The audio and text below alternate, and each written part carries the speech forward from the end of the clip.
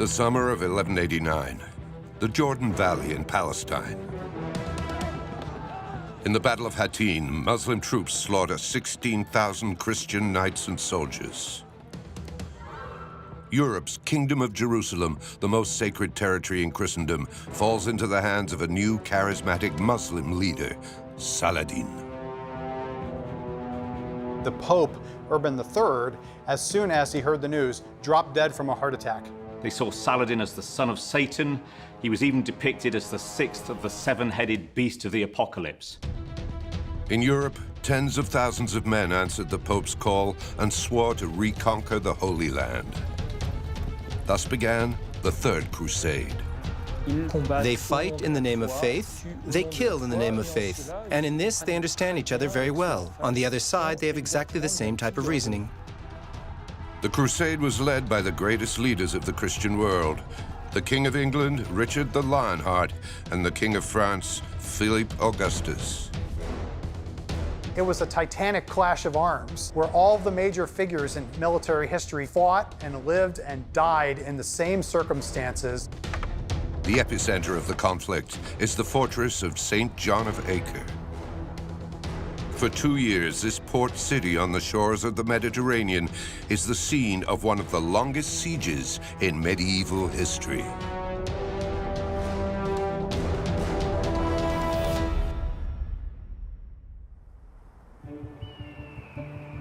Summer 1189.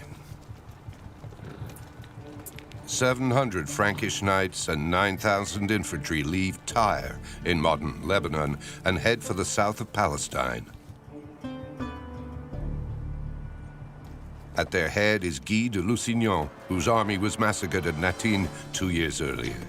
Guy de Lusignan is the king of Jerusalem, but he no longer has possession of Jerusalem. In fact, he no longer has possession of any major piece of territory in the Old Kingdom. And so to get back his territory, to get back his prestige, he's almost forced to begin the campaign, begin the counteroffensive against a Muslim force. The Pope has called for more crusaders to come, but for now, Guy is on his own. His first destination is the strategic port city of Acre. If he wants to reconquer his kingdom, he'll have to set siege to it. In the 12th century, the city of Acre is a beautiful commercial port. This is the center of the Kingdom of Jerusalem in an economic sense. For that reason, it was a crucial strategic target. It was very, very important to hold this arterial route back to Western Europe. Supplies, pilgrims, reinforcements could come and go out of this port.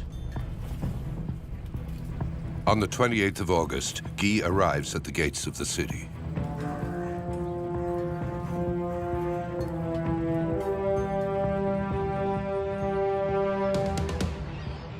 It's built on a peninsula, bordered to the west by the Mediterranean and to the south by the Bay of Haifa. Its lofty ramparts are protected by a wide moat that extends to the north for over 3,280 feet and to the east for 1,148 feet. Its residential districts, markets, and mosques spread over 290,000 square yards. And they're defended by a garrison of 20,000 troops, more than twice Guy's numbers. When Guy arrived at Acre, he would have had a great knowledge of the city itself. He had spent time there, he had spent numerous meetings there. He would have been very well acquainted with the defenses as well as the topography around the city. He knows only a siege will take Acre. And so when he gets to Acre, his first consideration is, where can I be safe? Where can I put myself in a position to survive until reinforcements arrive? Guy and his crusaders, they set themselves up on a small hill called the Turon, which is about 35 meters high, just to the southeast of the city. And that may not sound much, but actually it's quite a steep hill and a really good defensive position. He must dig in quickly, because not far away, another army is preparing for battle. And it's led by one of the most legendary warlords the Muslim world has ever known, Saladin, the first sultan of the Ayyubid dynasty. Saladin was the leader of the Muslim Near East at the time. He positioned himself as the hero of Sunni Islam.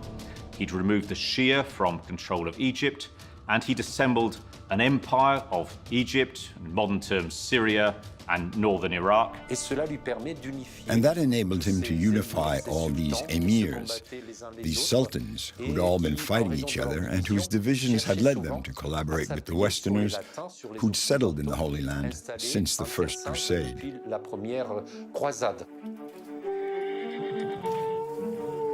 On the 28th of August, Saladin deploys his forces, an allied army of fighters from Syria, Mesopotamia, Egypt, and the Maghreb.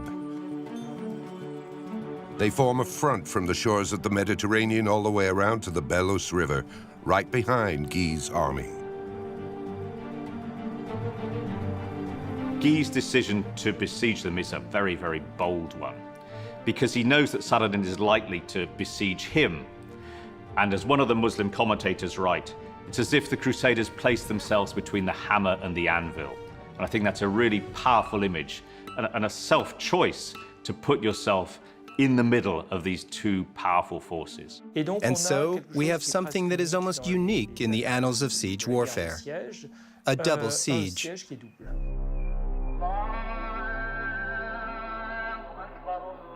With the battle lines drawn, on the plain of Acre, tens of thousands of Christian and Muslim soldiers prepare to fight and die for their faith. None of them knows that this siege is destined to be one of the longest in medieval warfare.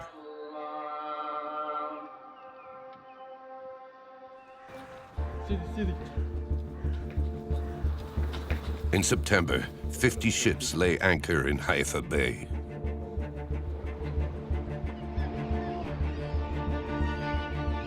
On board are 14,000 German, Breton, and Flemish soldiers, reinforcements from Christendom. They join Guy de Lusignan's army to form an impassable barrier around three sides of the city. But they still must cut the city off from the sea. You can barricade a city on its landward side, but if they're shipping in supplies from the sea, then you can never really cut them off. You can never put them under the kind of privation that you'd like. The kind where now that their stomachs are empty and hope is dwindling, the decision may be made to surrender the city instead of keep holding out. The port is particularly well defended and protected by two breakwaters. Standing on them, at the entrance to the port, two towers serve as a defensive position. Between them, a heavy chain that once raised prohibits all access from the sea. Guy knows that it will be difficult to capture it, but he can surround it. So the West's fleet will blockade the port.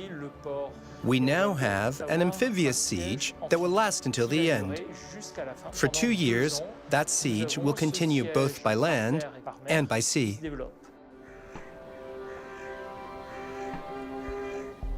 Held in a vice-like grip, Acre is now cut off from the world.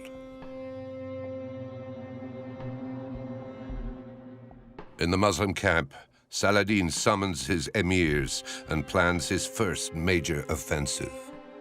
He knows that the garrison inside is trapped, so his first concern is to open up a corridor to get into the city so he can move supplies into the garrison. And here we're not only talking about arms and armor and the stuff of war, but also rudimentary things like food and cloth, textiles, the things that you'll need to survive.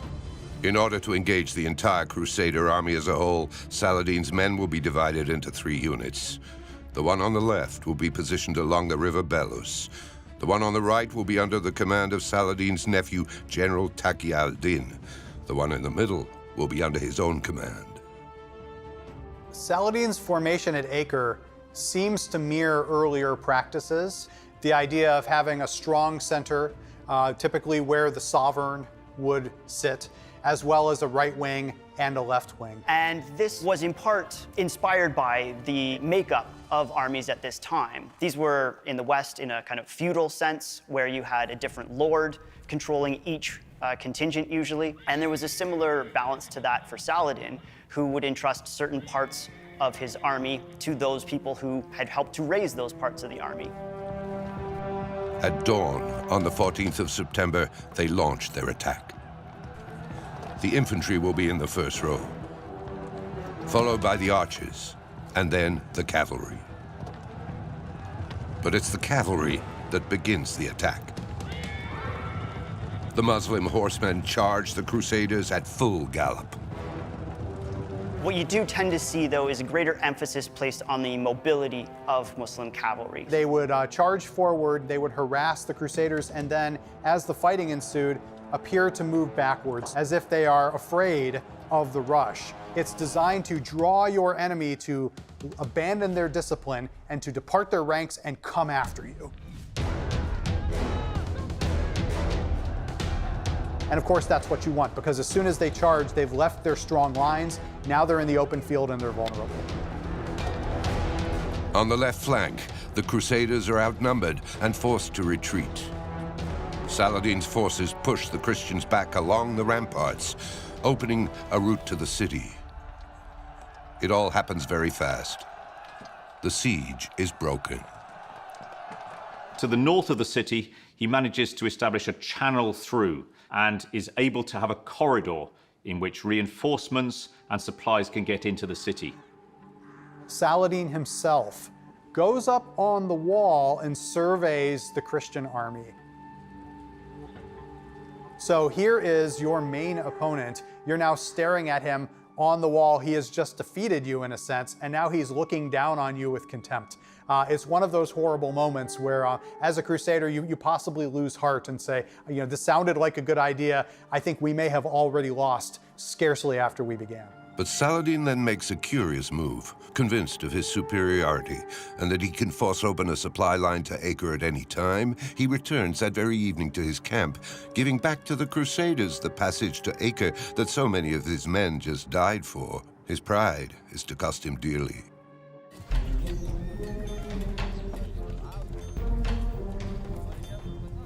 Autumn 1189, the 22nd day of the siege. The Crusaders have suffered heavy losses, but reinforcements have arrived, answering the Pope's call to arms.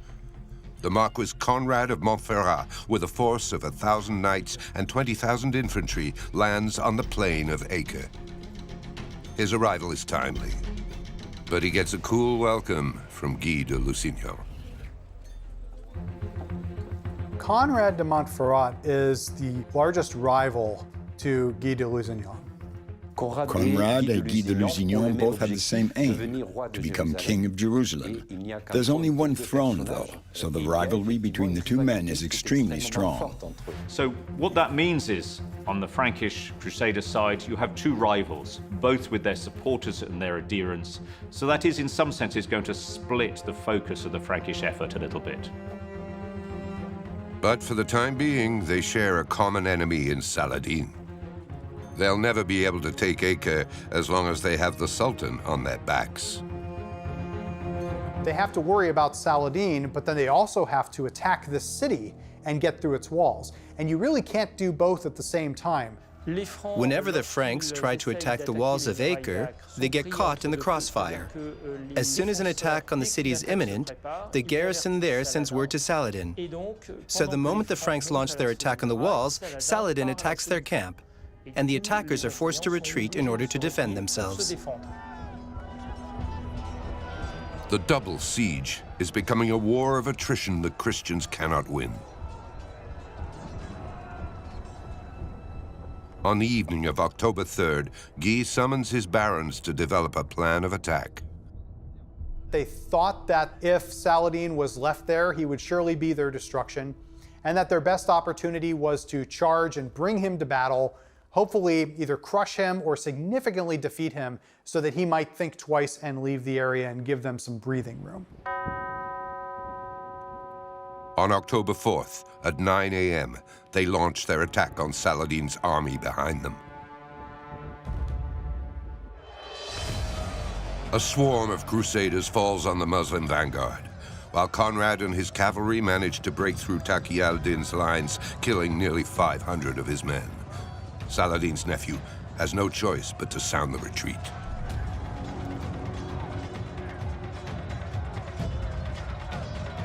Saladin worries about his nephew and sends men over to help him, and in doing so weakens the center of the Muslim line. The Crusaders see this and punch a hole through that central section right into Saladin's camp.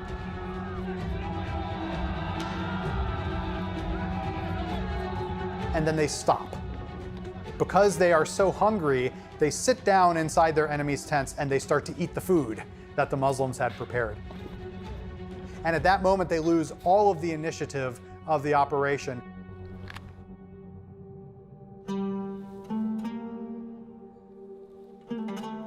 Meanwhile, Saladin tries to save his army that's in full rout. And for this, he relies on a powerful weapon: their faith. Jihad is totally central to Saladin's thinking. Every time he feels the need to raise an army, he does so in the name of religion, and he proclaims a jihad. That is to say, that they fight in the name of faith, that they kill in the name of faith. And in this, they understand each other very well. On the other side, they have exactly the same type of reasoning. While the Muslims are regrouping, the Crusaders, sure now of victory, continue their plundering.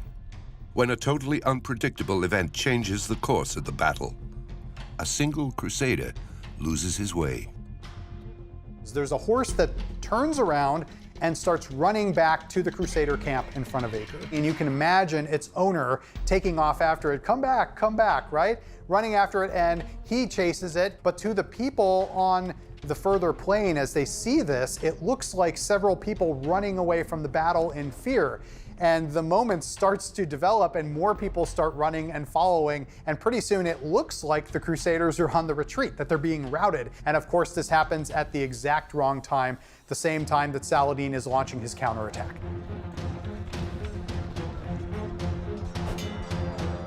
Saladin registers this, turns his own troops around, pursues the Crusaders very, very hard. There's a lot of fierce fighting. The master of the Templars is killed. The Muslims take a lot of casualties too. Some senior emirs are lost. So it's a pretty savage engagement.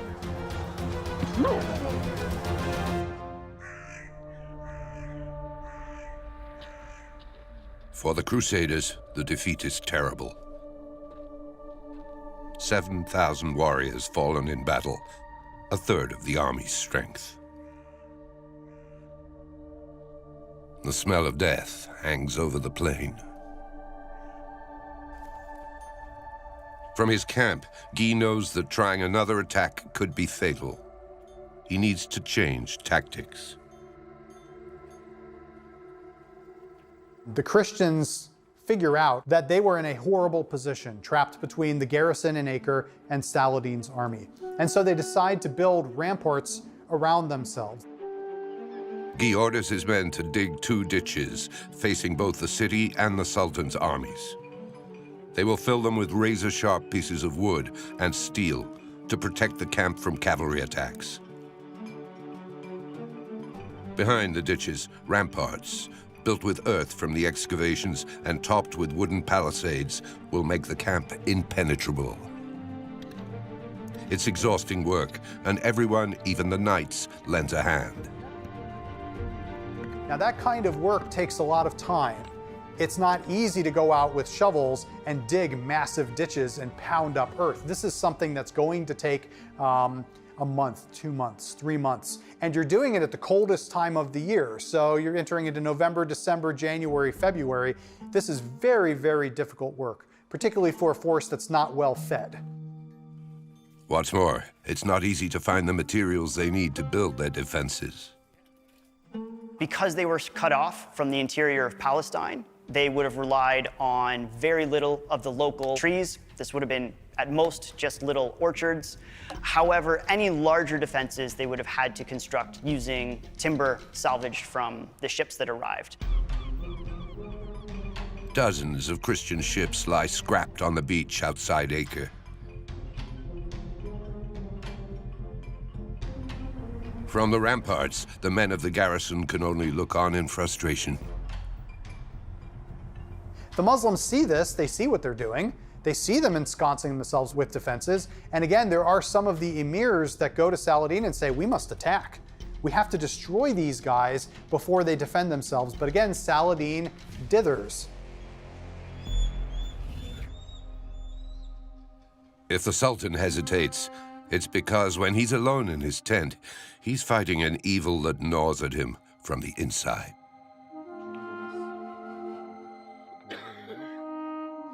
He suffers from what the chroniclers describe as colic, which seems to be this chronic stomach pain, debilitating, excruciating stomach pain. His immune system seems to pack up. He gets terrible boils all over his legs. He really does struggle very, very badly indeed, which actually stops him riding, stops him taking part in battles. So Saladin's health is one of the major influences on the siege of Acre. Unable to lead his troops into battle, Saladin postpones his attack on the Christian camp. And that ends up being the most critical failure of the siege. Because once those defenses are in place, you can no longer dislodge the Christians. Saladin can no longer force open a supply line to the city. Surrounded by the fortified Christian camp, Acre is now cut off from the world. Now, everyone prepares for a war of attrition, a cold war, whose goal is to force the other to surrender. But for the time being, they just have to wait. Because the siege of Acre stretches over the winter months, it seems there's a period in which there's very little fighting. The mud is prohibitive to move through for horses and men. The temperature is rain, cold. So I think both sides need a rest almost. There's a sense of almost a sort of an agreement that we park this for a few months, which sounds odd in a long siege or a military situation. But that's simply the reality of it. It's the calm before the storm. Because 1,900 miles away, two powerful new combatants are about to join the crusade.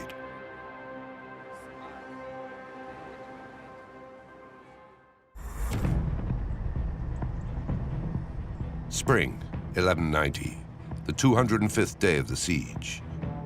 Led by Conrad of Montferrat, dozens of warships appear off Acre.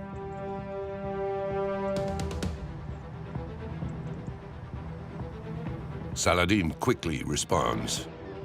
Thousands of his men fill the port and board a fleet of 50 Egyptian ships waiting in the harbor. They arrive from Alexandria just before winter. Forming a row, the Muslim ships set sail towards Conrad. Conrad also prepares his fleet for battle, except that his ships advance in a concave crescent line.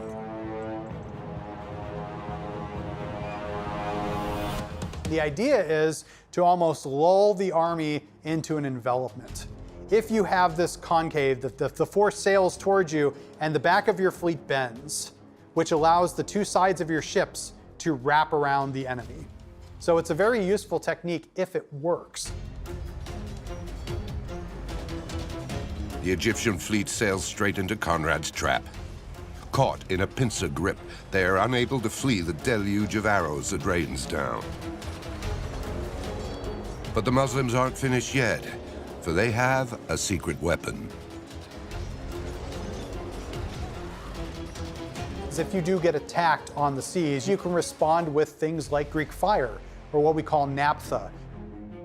Naphtha, a mixture of petroleum, sulfur, and animal fat, is highly flammable. This Greek fire really scares the Westerners. Not only does it come in terrifying flaming projectiles, but if you're hit with naphtha, you can't get it off you, and it'll keep burning, even in the water. Also, fire, because of its burning, because of the pain it provokes, it reminds us of the hell of the eternal punishment. So there's something terrifying about it, especially at a time when Muslims are being demonized. They're seen as Satan's minions. The proof is that they use fire perfectly against the Christians. Once the Muslims have set fire to Christian galleys, the next step is to board them.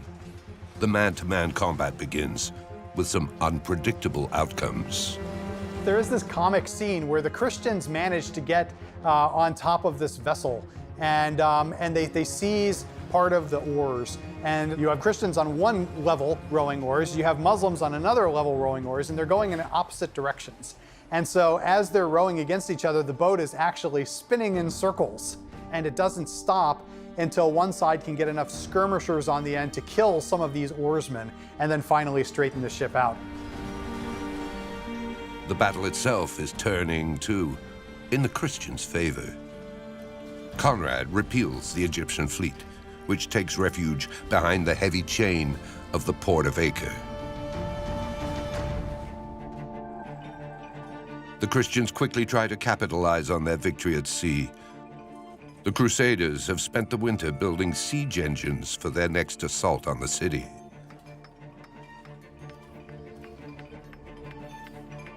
Among them, 3 towers financed by Guy de Lusignan and Conrad de Montferrat. These 89-foot-high, 5-story rolling structures can each transport up to 500 soldiers. At their summits, the large platforms feature mobile bridges which the troops can use to get onto the city's ramparts. Webs of rope stretched across the front will protect them from projectiles fired from those ramparts. The defenders inside Acre, as well as Saladin looking from outside Acre, recognize that this is a serious threat. So you really need to deal with these constructions, to break them, to stop them getting up to the walls in the first instance. They're very worrying indeed. The 3 towers start moving towards the city. Because of their size, they're moving very slowly as they're being pushed on either logs or wheels towards the city. So it's like creeping death as it comes towards you slowly, and you're shooting at it, you're using catapults against them, you're throwing stones, you're attacking them, and nothing is stopping them. They just get closer and closer and closer. But there is still one obstacle in their path: the ditches at the foot of Acre's ramparts. The engines must cross them to get within reach. Under a rain of arrows, the Crusader infantry rushes Acre's walls. We will see considerable efforts to fill in, not all of the ditches, but certain points of the ditches so as to bring in machinery. We hear stories of throwing just about anything they can into these ditch, including humans. There's one story where someone wants to be thrown into the ditch as their kind of dying will. From a defender's perspective, clearing these ditches is very important, because if the ditch is compromised, the city then gets into some serious trouble.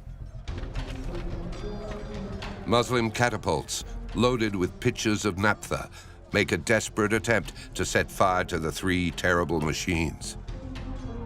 Unfortunately, the Crusaders had protected these things very well. They had covered the siege towers with animal skins and then splashed on those animal skins vinegar, which has a warding effect. When the Greek fire would hit the vinegar, it would sort of fizzle. It would put the fire out.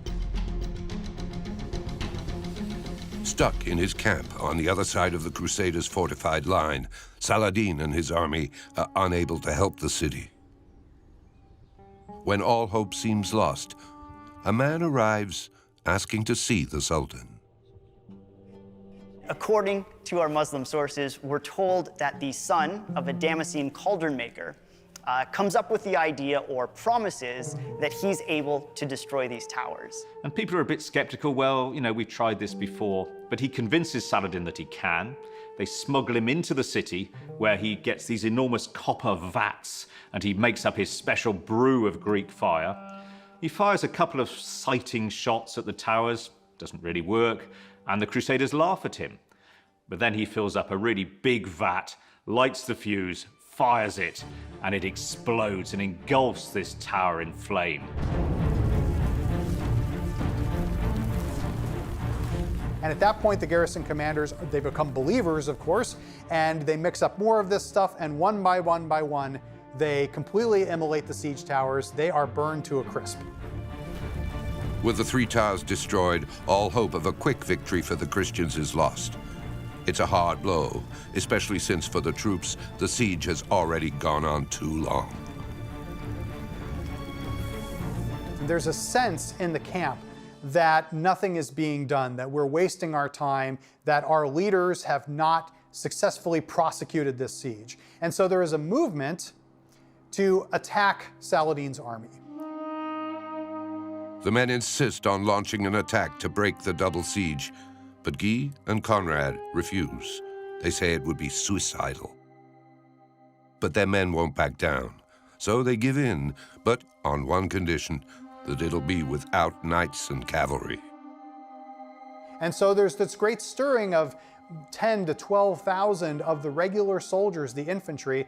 They line up in formation and they attack Saladin's army. Taken by surprise, the Muslims retreat. But very swiftly, Saladin organizes his response. His horsemen charge into the Christians' ranks and crush them. And the sad part of this story is the knights and the counts see what is happening to them, and most of them refuse to go and help. They stay back behind the protective walls, and they essentially let their compatriots die. It's almost one of those moments of, I told you so, right? I warned you not to do that. You didn't listen to me, and so this is what happens. It's a lesson that comes at a high price. Between 4,000 and 8,000 Christian soldiers lie dead. Their corpses abandoned on the battlefield. The dead are left to rot in the ditches. They poison the water. These harsh conditions mean that illness really kicks in. We find throughout the whole siege of Acre, more people die of illness than they do in battle. Westerners who come over are particularly susceptible to new stomach bugs and often die of dysentery. So it really is an incredibly tough environment to endure. Without reinforcements, Guy de Lusignan has reached a dead end. The Third Crusade is slowly dying on the plain outside Acre. But a new player is about to join the game.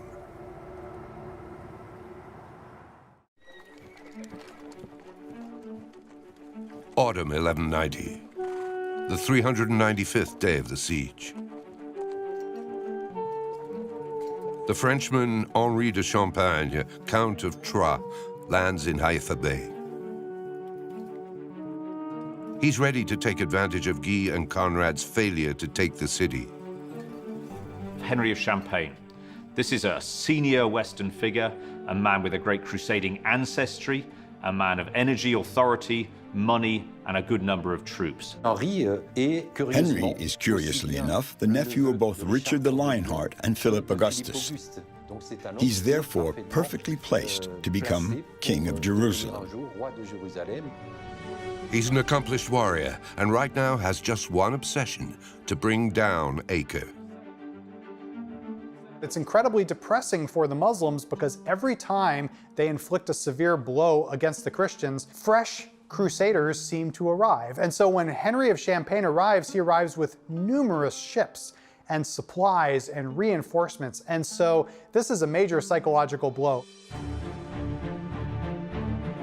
Saladin knows that if he gives the city no reason to hope and no supplies, it will eventually surrender. So, to get around the Christians' blockade of the port, he shows considerable imagination. The better method is to go incognito. And so what they'll do is they'll take their vessels and try to transform them into Western-looking ships. They get their crew to shave their beards off. They put Christian flags on top of the masts. They even allow pigs to run around on the decks. And so as they sail past the Christian ships, the alarm is not rung until it's too late. But it's a very successful way of getting 3 large ships and all their supplies into Acre. Once again, the Crusaders' efforts to starve the city have come to nothing. Henri decides to try to take control of the port once and for all. So Henry of Champagne decides to attack the Tower of Flies. If you can take that tower, you can control the entrance to the port. The Tower of Flies is the most imposing of the 2 towers that defend the entrance to the port. It's heavily defended and can only be approached by sea.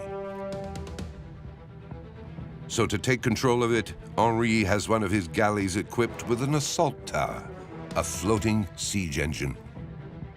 It was some kind of a maritime tower built up from the deck of a ship that had a bridge that was going to be used to help to get to the top of the Tower of the Flies.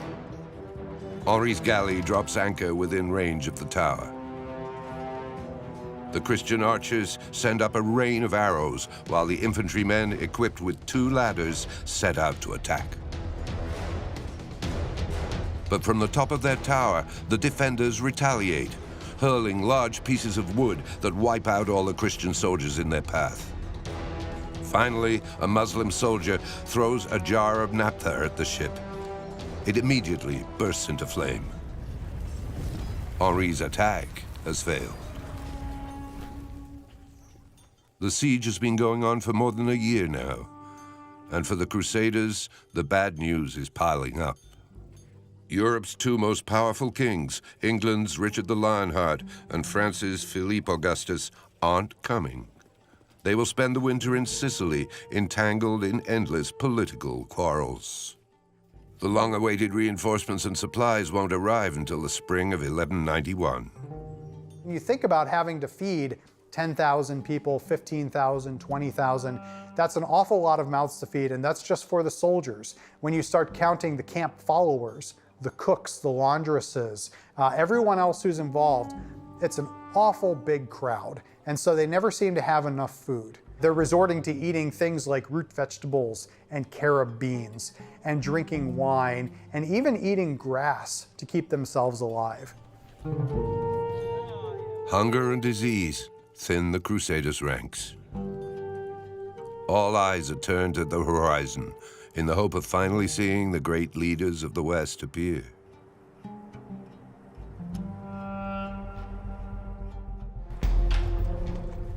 Spring 1191, the 596th day of the siege.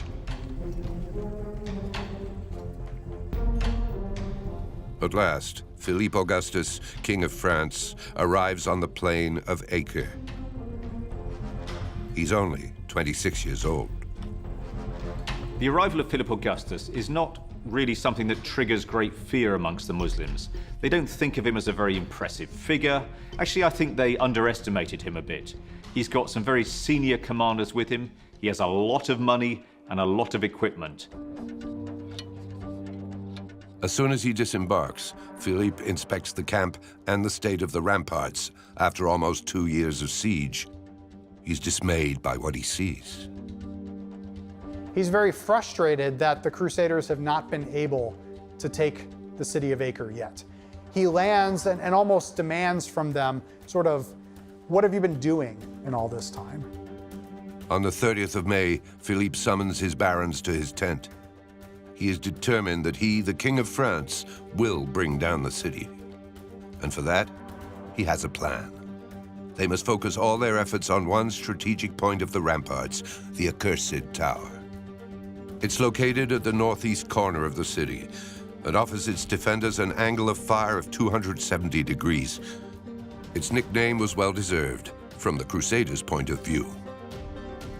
This was, by accounts, a very large and a very strong tower, and so it would have dominated the landward defenses of the city.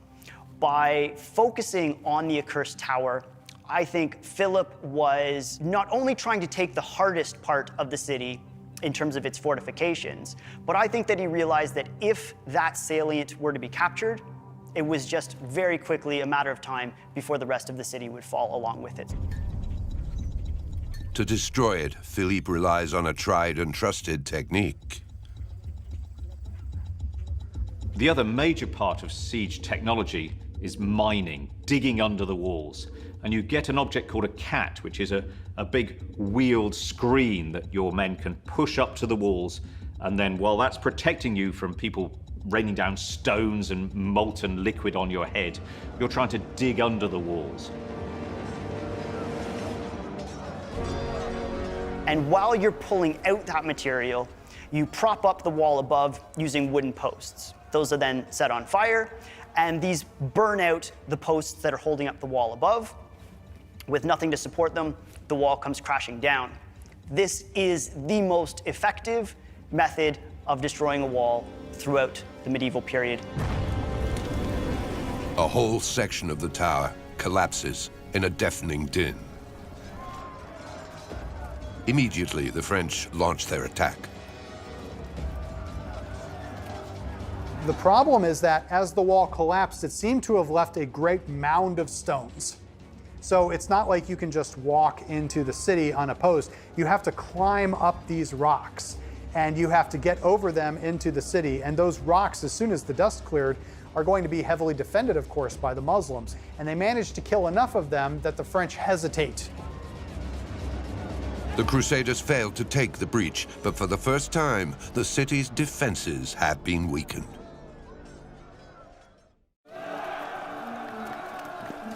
Three days later, King Richard the Lionheart himself arrives at the Crusader camp. He's greeted by the sound of trumpets and a cheering crowd. He's a flamboyant, ostentatious character, very much given to public display. When he arrives in places, he wants a great fanfare.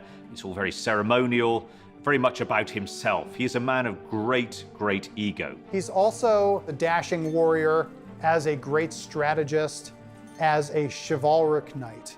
He takes unprecedented risks in war.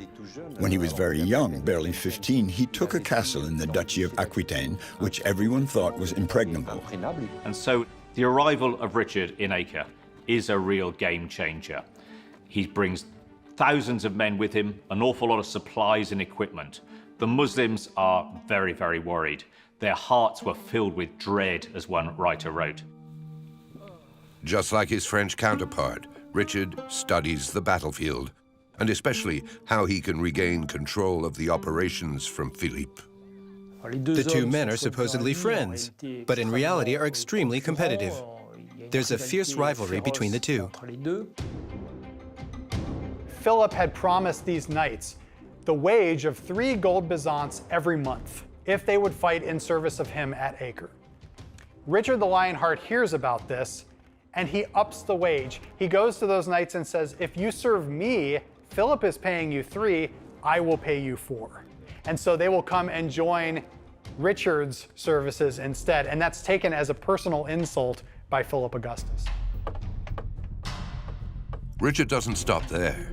He wants to be certain of victory, so he's brought his own war machines.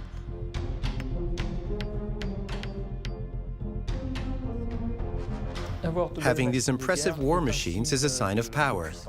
It's much admired to have the brightest, the biggest, and the strongest. This is as much an effort to demonstrate your prowess as it is an effort to actually build effective siege engines that are going to help take this city. This is a case of guys wanting to show off their sports cars. In this arms race, Richard has a really bright and shiny new war machine. A jewel of technology for its time, the trebuchet. This is the period when we have the first evidence for counterweight trebuchets, though. So those that are powered by a large, heavy counterpoise, making use of gravity rather than pullers. The potential with these engines is that they can throw much larger and heavier projectiles. And when Richard shows up, he also takes what are identified as river stones. My belief here is that these are particularly hard stones from Sicily that are going to be used with particular effect against the very soft sandstone that the walls of Acre are made of. Starting on the 14th of June, the English king unleashes his terrible machines on the walls of Acre. And they soon start to have their effect.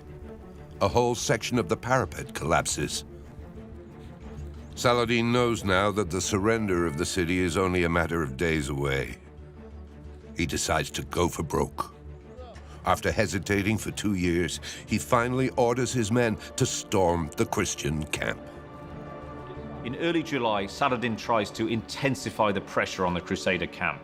He leads from the front. He's taking his men right up to the ditch that protects the Crusaders and wants to fill it in so he can then move across. But his people won't come with him.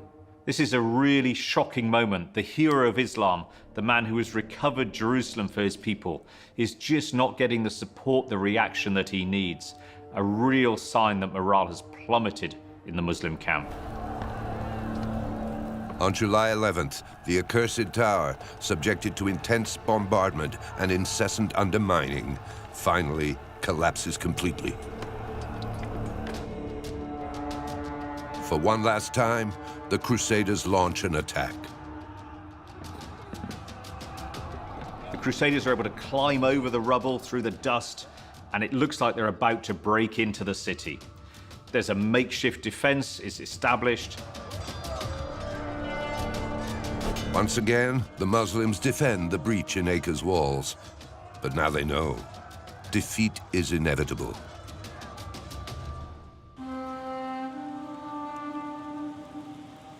The 653rd day of the siege. At the end of almost 2 years of fighting, the emirs of the city negotiate a surrender with Richard the Lionheart and Philip Augustus. They don't even notify Saladin. And when, on the morning of the 12th of July, somebody comes out of the city and informs him, he's of course shocked, angered, and horrified. And within a couple of hours, Christian banners appear on the walls and the towers of the city. A huge cheer comes up from the Crusader ranks. Acre has fallen. The Crusaders enter the city in triumph. Its garrison is now held hostage. They wait in anguish for their sultan's response.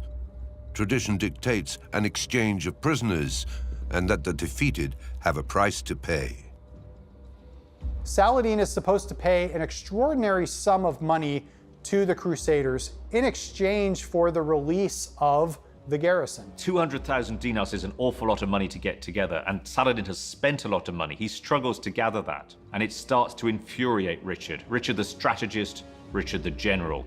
He thinks Saladin is playing for time. On the 20th of August, Richard the Lionheart gathers the 2,600 to 3,000 men of the garrison in front of the walls of the city. And relentlessly, one after the other, they're executed. Richard's execution of the Acre garrison is easily the most controversial moment of the entire siege, and probably one of the most controversial moments during the entire period of the Crusades. Richard the Lionheart has the attitude of the newcomer to the region, who simply acts on impulse, who has little understanding of the local situation, and who commits a huge blunder that destroys any possibility of negotiation. Now it's all out and perpetual war until the destruction of one of the parties. In this case, it will be the Christian party. After the fall of Acre, Philip Augustus decides to return to his kingdom, to the great dismay of the Crusaders. Richard the Lionheart and his army head for Jerusalem. But with the Muslims' enmity hardened by the slaughter of the garrison at Acre, this time the king fails to bring down the city. Guy de Lusignan then loses what remains of his kingdom to Conrad de Montferrat. But the latter is assassinated 1 year later. Henri of Champagne becomes the new king of the Kingdom of Jerusalem. With the Holy City under Muslim control, Acre would then become the new heart of the Kingdom of Eastern Christianity, before falling, a century later, back into the hands of the Muslims.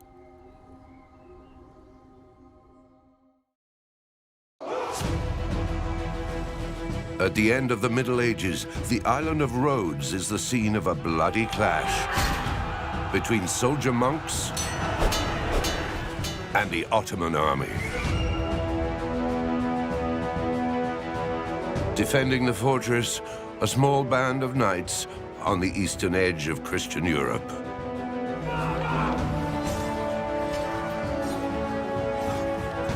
Rhodes was the first line of defense against the Ottoman Empire. They face the largest army in the world, led by a young sultan determined to take the island at any price.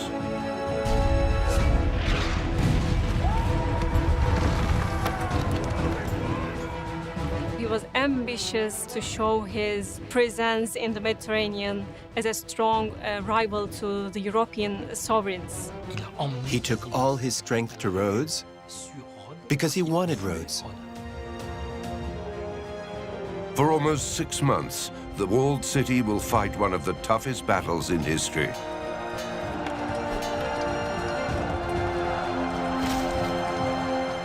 It seemed almost impossible to capture, and it had a reputation of being impregnable. A bloody struggle for territory, marked by courage and betrayal. He was cut into 4 pieces, and the 4 pieces hung on different bits of the wall. In a harrowing siege in which East and West, rival empires and religions, clash in a merciless struggle for control of the Mediterranean Sea.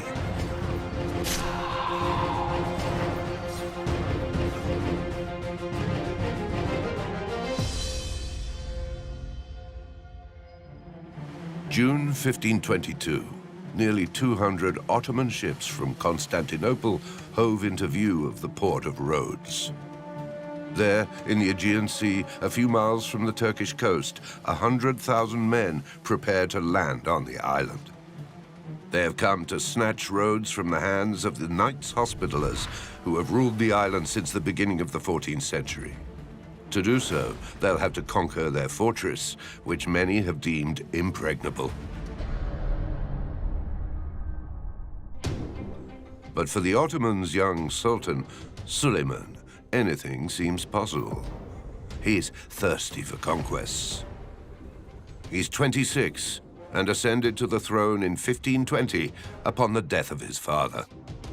The kings of Europe all mistakenly think of him as rather shy.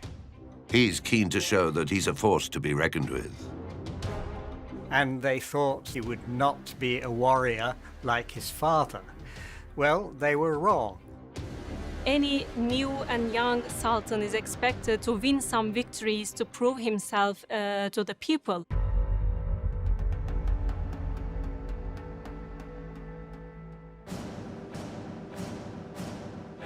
His adversary on Rhodes is Philippe Villiers, Grand Master of the Order of the Hospitallers. At 57, descended from a family of aristocrats, he's considered a skilled diplomat, but he's new to power. The Grand Master was certainly perceived by the knights as a man of great courage, great determination, and great skill, and a man who was prepared to die for his cause. He's taking charge of an order known for its fanaticism. The Hospitallers are a community of soldier monks that were very active at the time of the Crusades. But they were driven out of the Holy Land in the 14th century. Now they've settled on the island of Rhodes. The order is going to set up a religious state where, as an order, they will be the sovereign of the place. They have all authority and the place belongs to them. They've established a Catholic outpost in the east.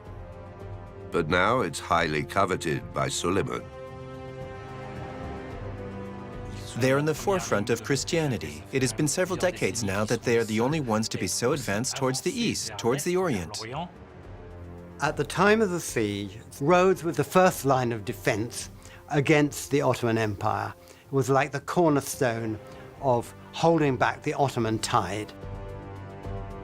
In 1522, the Ottoman Empire is the most powerful political and military force in the world.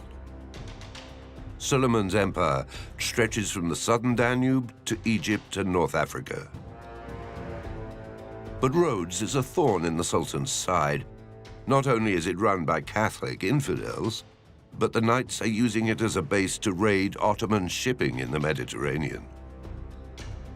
Rhodes is very tiny next to the Ottoman Empire, but it threatens the economic aspect of the empire too firmly that it can no longer tolerate this hospitaler's presence. And there's another reason for Suleiman's urge for war.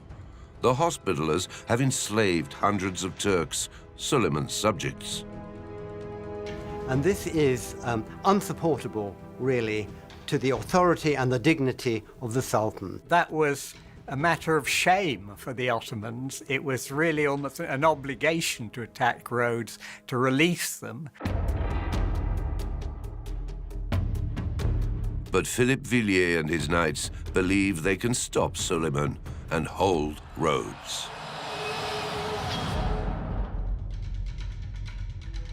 The two men will fight for the Mediterranean and for their ideals. Suleiman for the east and Philippe Villiers for the west. Who will prove to be the fiercest? And which one of them will win the battle?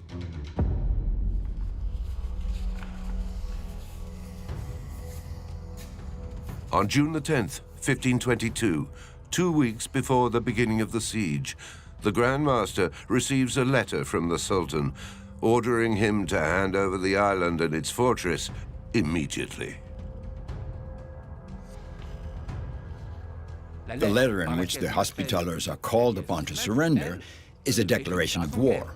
Actually, I'm coming, and you better just watch out. You are an evil man. You attack our fleet. You attack my subjects. So we want you out. Villiers doesn't respond to the letter. Instead, he starts his preparations for an inevitable siege. He's confident for a reason. The Knights at Rhodes have already beaten the Ottomans once, 40 years earlier.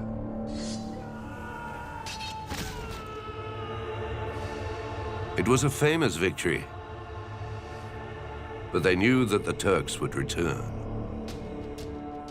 The Order of Hospitallers, which has been preparing for a siege since the previous one, which took place 42 years earlier, knows that the attack will be imminent. As chief of the armies, Villiers has personally trained his troops.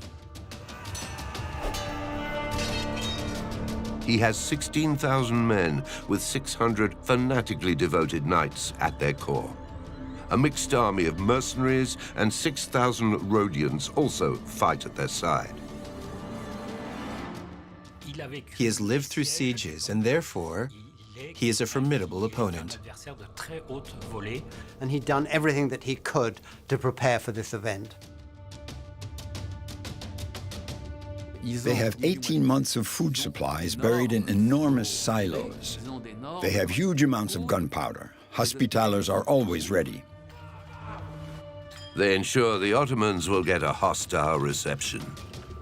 The main aim was to leave the attackers with as few resources as possible. So they scorched the land.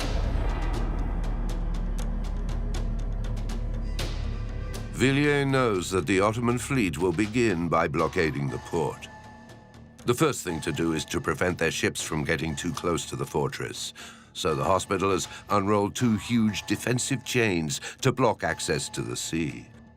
The shorter of the two runs between the Nyack Tower, which today no longer stands, and the St. Angel's Tower. The other runs between the St. Angel's Tower and the St. Nicholas Tower. Chains like these are a traditional deterrent of the time.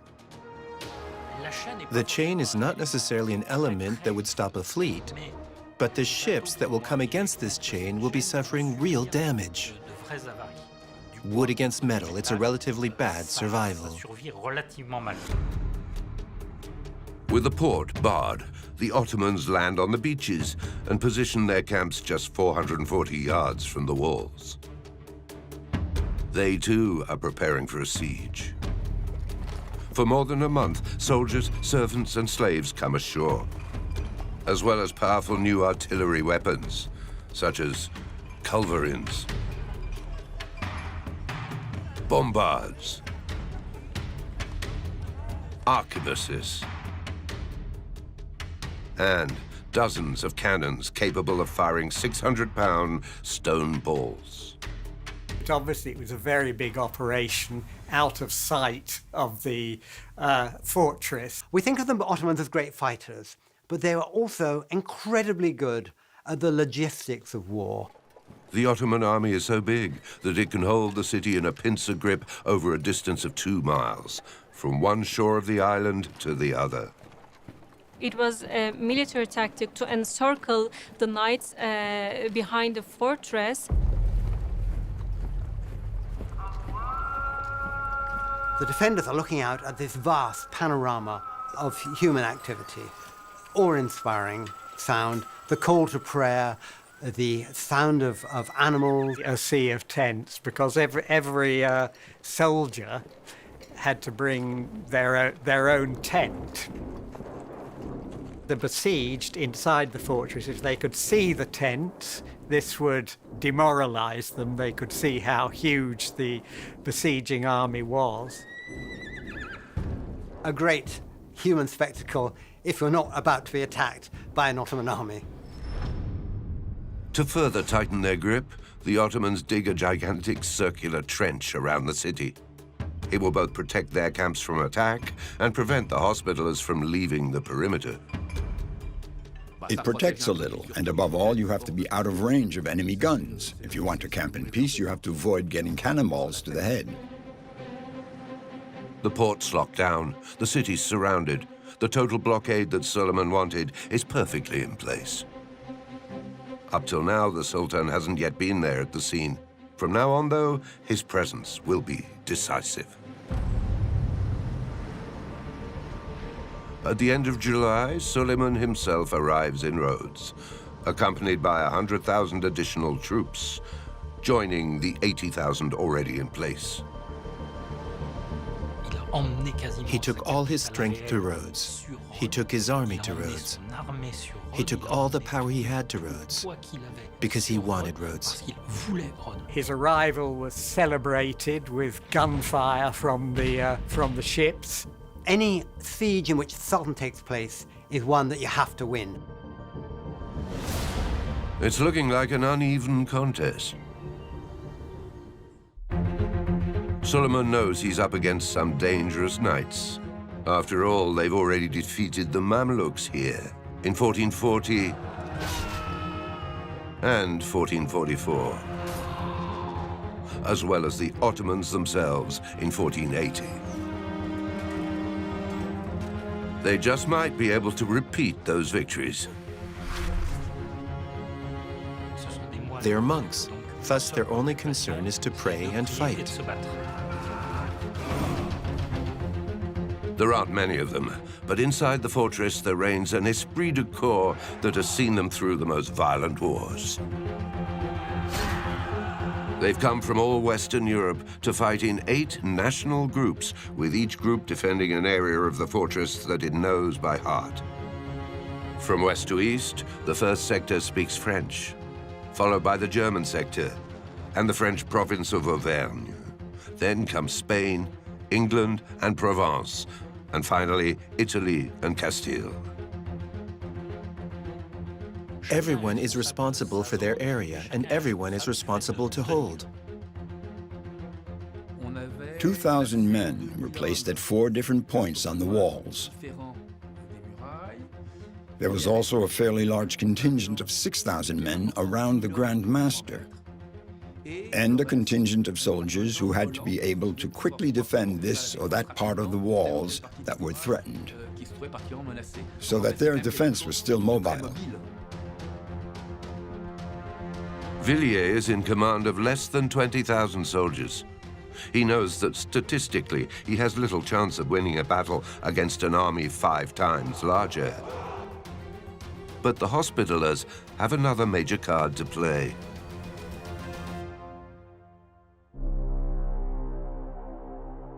The fortress of Rhodes is a house, a refuge, and a homeland for the knights and the people of Rhodes who live in it.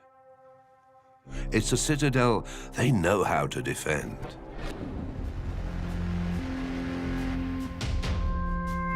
Its design is revolutionary for its time. The original walls built in the Middle Ages were high and thin. But succeeding knights have used the last 40 years of peace to upgrade them.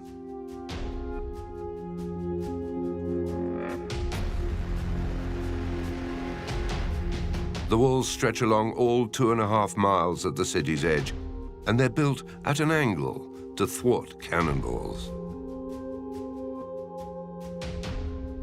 Imagine you would have the vertical wall, and in the lower part, you have some sort of counterbalance, which makes the cannonball tend to rebound on it a bit. And also they were built of a kind of soft sandstone. If the cannon fired at the walls, the sandstone would just absorb the cannonball, and it would get stuck in the walls without actually knocking the wall down. Rhodes is now considered the most modern stronghold of its time. Which means we already have for the defense something that is physically very strong, and even without any defenders, we're already on a very complicated path. Rhodes has really become a laboratory for the development of a city, and it was really about as modern as you could get. The whole game has changed. We have seen the development of gunpowder weapons, of cannon. To stop this new threat, the curtain wall, the outer rampart that connects the various towers, has been reinforced along its entire landward side. The walls are twice as thick now, and they're filled with rubble. The sections that have previously been most exposed to attacks are now 3 times wider, almost 40 feet thick. The entire city has 2, and in some cases 3 rings of walls, with ditches on either side to create a bottleneck to trap any soldier who enters it. They described the ditches terrifying like a hell because they were very wide and deep. Just to cross the deep ditch to get to the walls looked impossible. Designed by Italian engineers, the fortress is a killing zone. It is a complex defensive maze of 11 gates, arrow slits, a drawbridge, dry moats, and underground passages.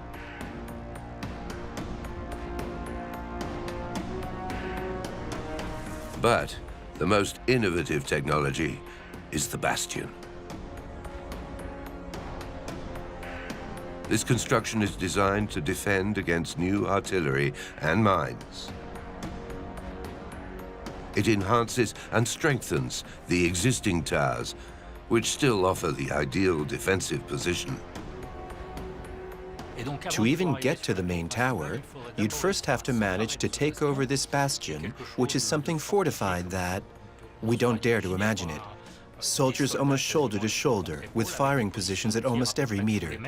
They built 5 bastions, which are sort of diamond-shaped defenses, quite sharply angled, to deflect shot. So one of the functions was to be able to do crossfire along the line of the walls. So that if, for example, somebody got into the ditch, they could be shot at from all angles. A few days before the beginning of the siege, Philippe Villiers continues to refine his defenses. With the help of the military architect Gabriele Tardini, adjusting layouts, measuring distances and fields of fire.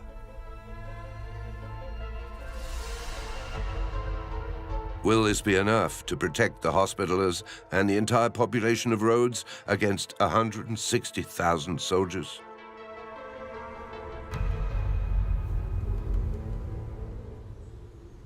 In his headquarters on the hill outside the city, Suleiman is getting impatient.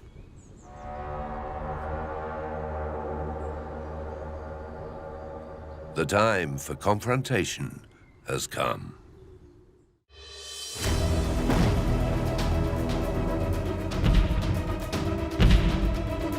At the beginning of August, the Knights open fire.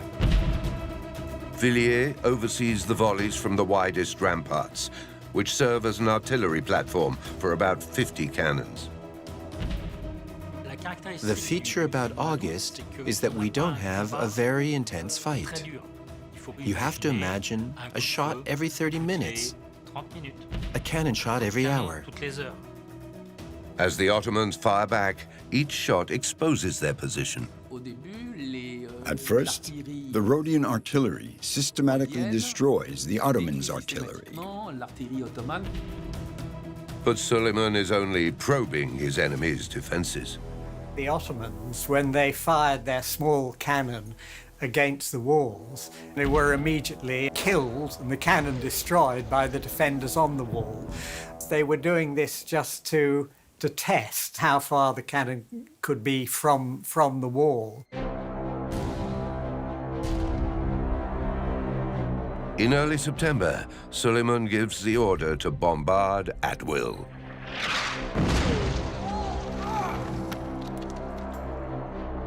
His gunners deploy a battery of dozens of cannons along the entire arc of the Ottomans' defense trench. The Ottomans did not concentrate the cannonade on one particular area. Actually, Ottoman siege tactics are based on the quick knockout blow. The cannons are providing cover for a creeping threat. For the Ottoman gunners to bring down the walls quickly, they have to get as close as possible to the fortifications. Suleiman designs a complex network of 4 trenches, built parallel to the wall by 60,000 miners armed with shovels and pickaxes, all hidden behind screens covered with animal skins. They dig a zigzag of linking passages between the trenches. Why do they do this? They do this because if you're a rifleman standing on a wall and there's a trench directly in front of you, you just keep your gun fired on that point. They could kill everybody who was in the trench. If it was zigzag, they couldn't fire straight round it. And from these narrow ditches, we can imagine that from 100 meters to 100 meters, new trenches are gradually being made closer to the wall area. The purpose of all these successive trenches is to be able to install highly protected soldiers closer to the walls. Work on the trenches continues through August.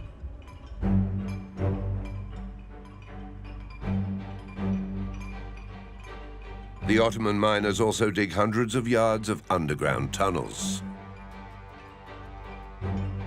Their goal is to reach the foot of the fortress and blow up the base of its walls and bastions with explosive charges. And they would fill it with sacks of gunpowder. Then they would make a fuse and lead it back. If a mine was successful, it could bring down a larger portion of the wall. This undermining is Suleiman's trump card.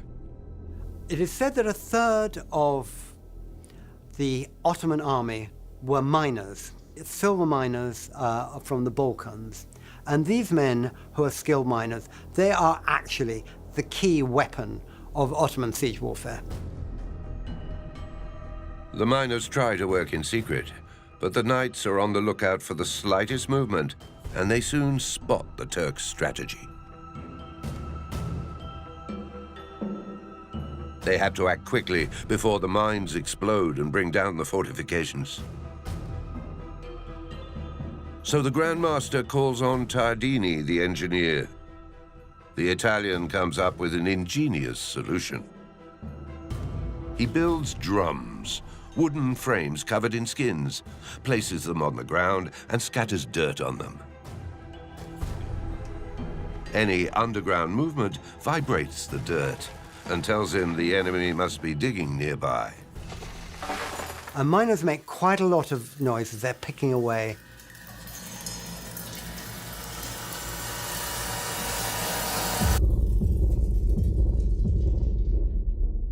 The ground sends back a lot of sound, so there's a way to anticipate that something is going on.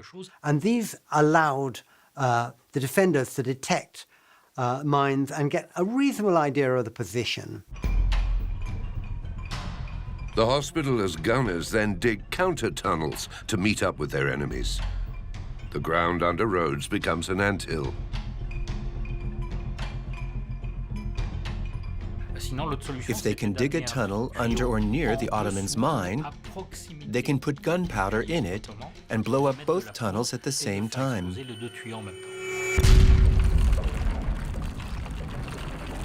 So there's a kind of cat and mouse game going on during the month of August, but there are always more mines being created. Philippe Villiers is happy. Tardini has managed to neutralize several dozen tunnels, preventing Suleiman's armies from advancing at the sustained pace the Sultan demands.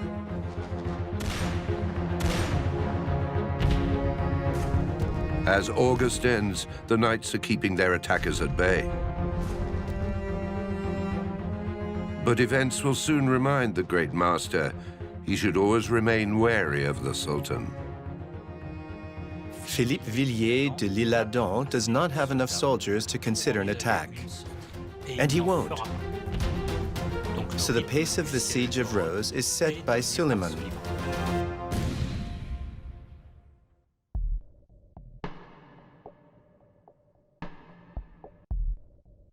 On September the 5th, with the siege already a month old, the inhabitants of the fortress are surprised by a huge explosion.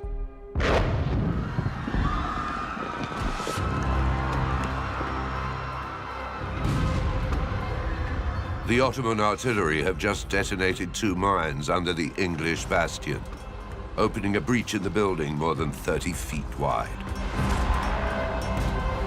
Suleiman reckons it's high time he took the city, and he orders his janissaries, his elite infantrymen, into the breach.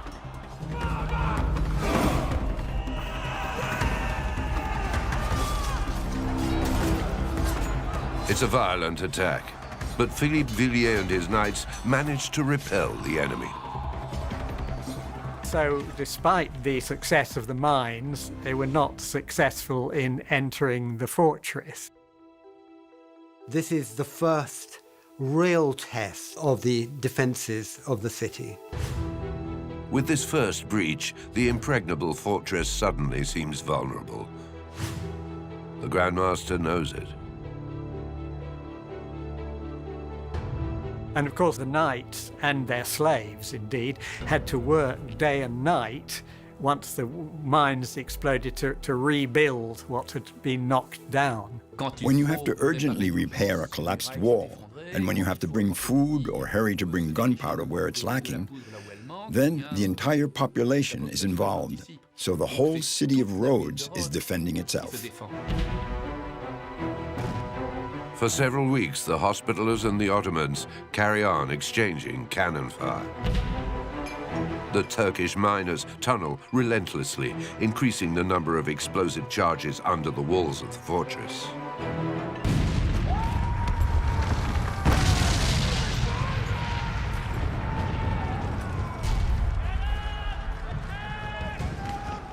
Two weeks later, in mid-September, a second powder attack rips open the bastions of Provence and Spain. Once again, the Hospitallers put up a fierce defense.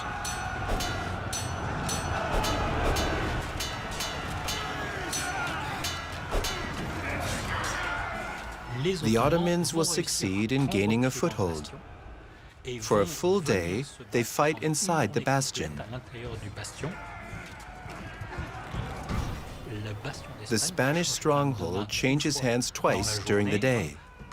Taken, recaptured, retaken, and finally freed by the Knights Hospitaller.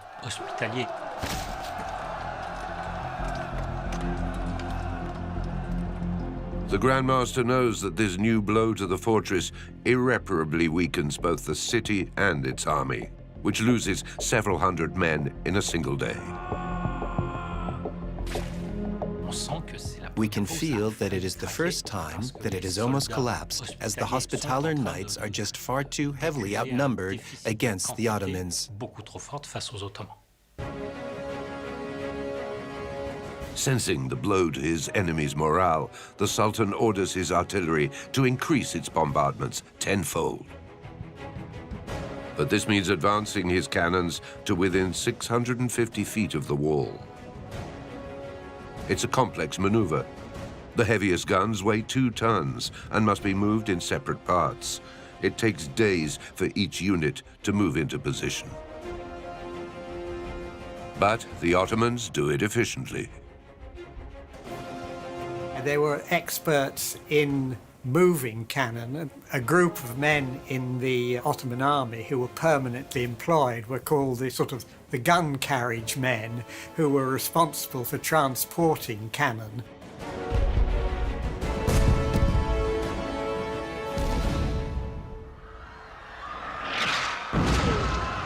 The Ottoman bombardments pound the fortress, but by the end of September, Suleiman is losing patience. The head of his army, Mustafa Pasha, promised to take Rhodes within a month. Yet after 2 months, victory is still not within sight. Under pressure, Mustafa Pasha decides on what he hopes will be a final bold attack. His troops will simultaneously assault the strongholds of Spain, England, Provence, and Italy.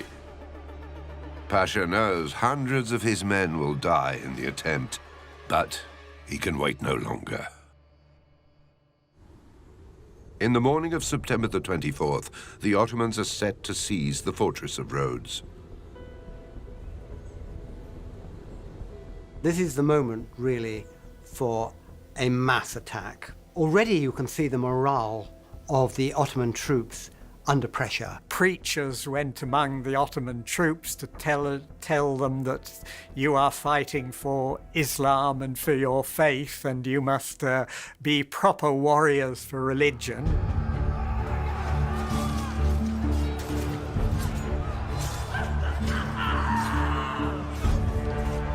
But the Ottoman maneuver, faced with a besieged people for whom defeat is not an option, is a disorderly and suicidal tactical error.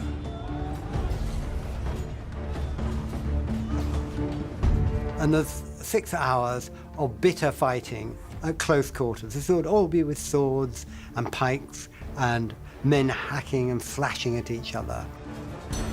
The knights were remarkably good soldiers. They obviously knew the fortifications extremely well and what are the best points for defending. And then they are driven by a faith which is also extremely strong, which means that when they're in the fight, they're individually huge war machines. For the first time, the Ottomans retreat, leaving behind hundreds of dead. In his diary, a humiliated Suleiman writes a single sentence: "The attack has been repulsed."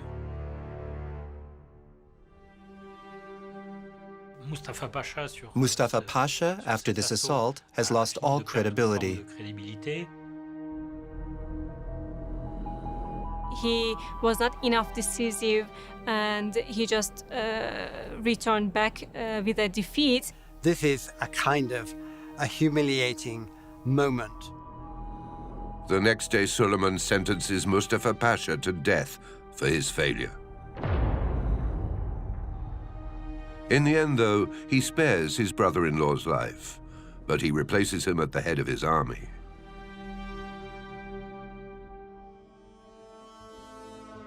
At the beginning of October, the siege begins to take its toll on both sides. Despite their numbers, the Ottomans are struggling.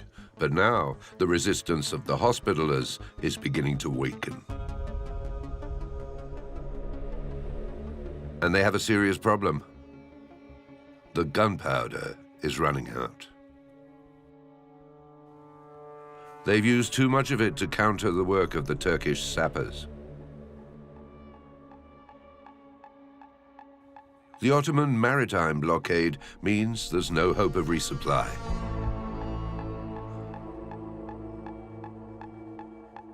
They start counting the jars of powder to see how much is left. Hospitallers have almost stopped shooting. The Grand Master is forced to take a drastic decision. No one shoots with gunpowder anymore on the Rhodes site without his personal go-ahead. More isolated than ever, Philippe Villiers calls for help from the Christian world. There was very little help from Christian Europe. His best hope is Venice, then an independent republic with territories around the Mediterranean. Venice had already just made a treaty with the Ottomans, so for those reasons could not help. Venice's power is built on sea trade. The Knights' raids on Ottoman shipping are bad for business. Venice has no interest in it. Venice wishes to remain at peace with the Ottomans, and because Venice does not like the Hospitallers much, because it doesn't like the privateers much anymore. The Hospitallers found themselves quite alone. They were not supported by the Christian world. By the end of October, the Grand Master has to face the facts. His army can only look on helplessly as their fortifications crumble, one by one. The logistical problems of the besieged city embolden Suleiman even further. He moves his cannons closer still, to within less than 60 yards of the walls. The gunners ramp up their shelling of the already weakened parts of the fortress. The Spanish and English defensive strongholds verge on collapse.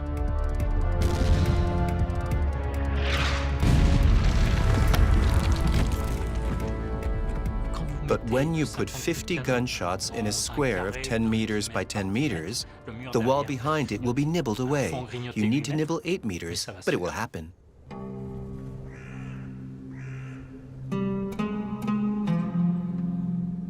By early November, most of the English knights are either wounded or dead.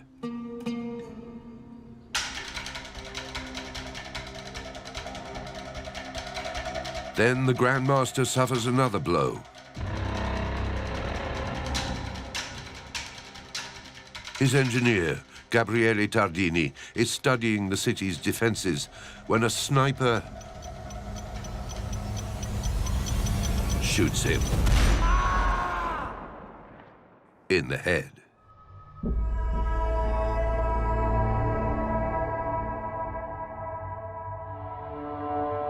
Incredibly, the engineer doesn't die, but he's out of action for several weeks. Still, the Hospitallers fight on. The mentality of the Knights is they're really tough. They've given their lives to this. He comes from a long tradition of people who have fought and died in siege warfare. He is not going to be the man who surrenders, who drops the ball. The siege of Rhodes has become a war of nerves for both sides. It's a test of composure, endurance, and bravery.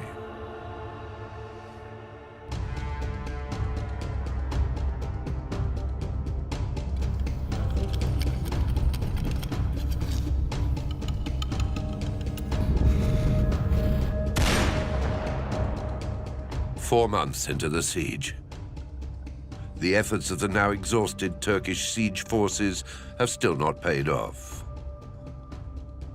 They're ravaged by dysentery, and everyone wants the siege to end, especially since it's the rule in the Ottoman professional army to wage war from January to October and then return home. But that's not what Suleiman is planning. He never thought returning back without taking Rhodes. He wants to wipe out the Knights more than ever. Even the Ottoman soldiers sometimes wanted to stop, and they believed that they are going to return back to Istanbul, and Sultan Süleyman never allowed them to think in this way. Everyone knows that this siege will carry on. And winter is coming. The weather has turned cold by the end of November. It's all right for Suleiman. He has built a stone winter quarters where he can live and manage the siege.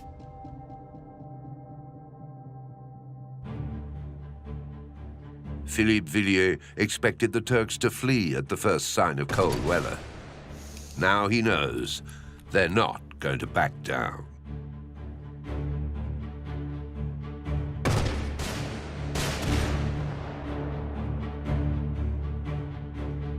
To make matters worse, and in a sign that morale is at its lowest, the Knights are starting to find traitors all over the fortress. There are obvious links between some of the inhabitants and the Ottomans. After all, there are enslaved Turks working for the Knights.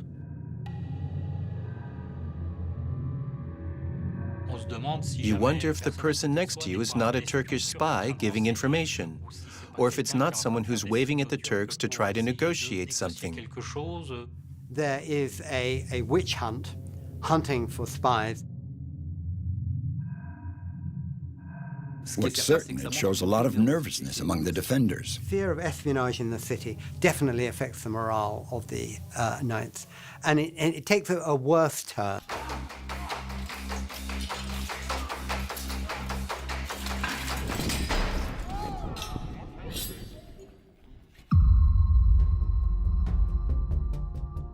Andrea d'Amiral, a rival of the Grand Master, is accused of wanting Rhodes to fall. His servant is caught sending a message to the Turkish camp. Andrea d'Amiral is accused of having given positions to the Turks and, as a result, of promoting attacks in certain strategic places. And he's an important figure in the Knights of St. John, so this is really starting to scare the people.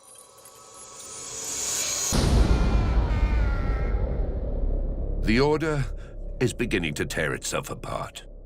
D'Amiral doesn't talk under torture, doesn't say anything, and he dies. He's decapitated. He was then cut into 4 pieces, and the 4 pieces hung on different bits of the wall. His memory is marked by the seal of treason. This is it for Andrea d'Amiral. But today we don't know if he really betrayed or not.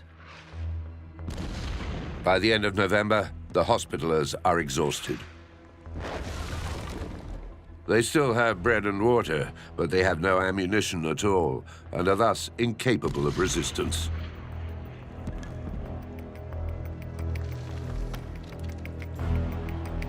The world that the Hospitallers have overseen for 2 centuries is collapsing around them. After months of bombardment, the Spanish tower falls. Then the helpless Hospitallers must look on as the England, Provence, and Italy fortifications crumble under the ceaseless cannon fire. The walls are severely battered by this stage. There are huge holes in them. Almost all the large bastions had been either ruined or severely damaged. But fighting on whatever the cost is at the core of the Knights' beliefs. The Grand Master still refuses to lay down his arms. Philippe Villiers wants to go all the way and wants to fight to the end, even if it means sacrificing his order and the inhabitants of the island.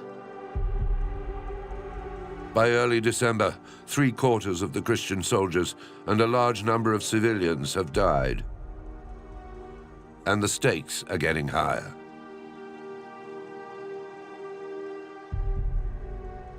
So the risk is a loss of the walls, a general assault, an invasion of the city, and a massacre of the city.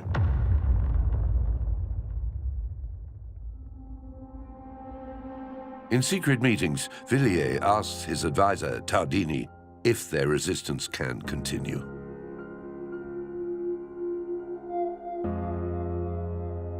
Tardini says, it's hopeless. We cannot win. It is hopeless. We have to find a way out of this. Either we decide that everyone will perish in a great fireworks display that will make martyrs and saints, or we give in.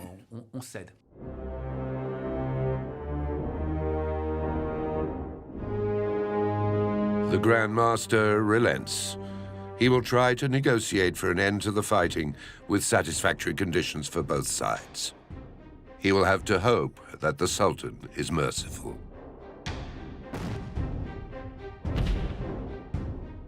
Despite Suleiman's gunners already opening a final breach at the main entrance to the city, the Sultan agrees to hold talks, mainly because he himself can no longer afford to lose more men. Suleiman knew that winter conditions will be very difficult for his troops as well. So he was in a position to look for a solution. He needs to find a way to get the defenders to surrender. Negotiations between the two sides begin on the 10th of December. Delivering the fortress, home to the knights for 2 centuries, to the Ottomans is a cruel blow to Philippe Villiers. But the order itself doesn't fare too badly. Suleiman, in his leniency as a young sultan, happy to have won, leaves them the honors of the war. They would not be killed, they could simply depart. The knights can leave with all their possessions, apart from their heavy cannon. Philippe Villiers even secures the freedom of his 160 surviving knights, as well as the citizens of Rhodes who fought alongside them. On December the 19th, they reach an agreement. Accepting the conditions for the surrender was a solution for both sides. After 5 months of heroic defense by 650 knights, the city falls into Ottoman hands. It's not a clear and overwhelming victory for Suleiman. His troops have never actually managed to get into the fortress. But he comes out of it the winner, and it adds to his glory as a young sultan. In the early days of 1523, the knights sail out of Rhodes aboard their ships. The Order of the Hospitallers will wander for 7 years until the King of Spain, Charles V, entrusts them with Malta, an archipelago south of Sicily. With the fall of Rhodes, Suleiman is now free to control trade in the Mediterranean. Suleiman won the siege, really, firstly through his own willpower. Philippe Villiers de l'Isle-Adam lost because he faced Suleiman. Under Ottoman rule, the island of Rhodes resumes its peaceful life. In the Renaissance, it becomes an essential maritime stop between Turkey and Egypt for traders selling their silks, perfumes, and spices. The fortress, a perfect example of the military genius of its day, is now a UNESCO World Heritage Site.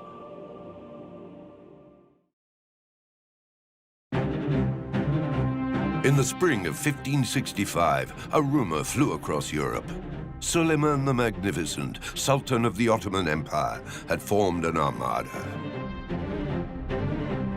His empire already spreads across the entire eastern Mediterranean. Now the Sultan sets his sights west. His goal is to conquer the sea's western basin and put an end to Christian domination of Europe. But one tiny island stands in his way.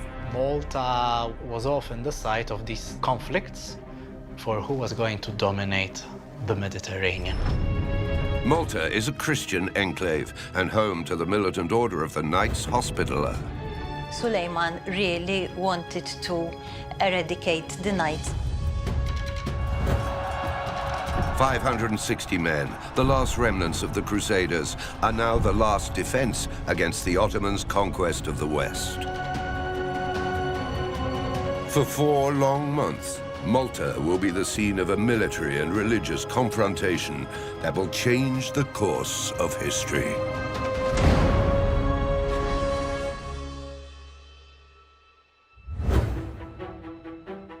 In the mid-16th century, the world is divided between the Ottoman Empire under Suleiman the Magnificent and the Holy Roman Empire led by Philip II of Spain. The Mediterranean lies at the heart of their confrontation. The western part of the Mediterranean is under Spanish and Catholic control. The eastern part is under Ottoman rule. The Crescent and the Cross are engaged in a trade and a religious war, from east to west and from north to south. A clash of terrible cruelty between 2 major powers. These 2 sides believed that they should be the leaders of the world. So in every way, in terms of religion, in terms of ideology, in terms of dynasties, in terms of geography, these 2 were completely opposed to each other. The Mediterranean in the 16th century is at the center of all economic, political, and cultural exchanges. The whole world order is organized around it. The Ottoman Turks, in alliance with the North African Barbary states, intend to drive the Christians out. Knights were a great nuisance. They were obviously all the time trying to, as much as possible, attack Ottoman shipping.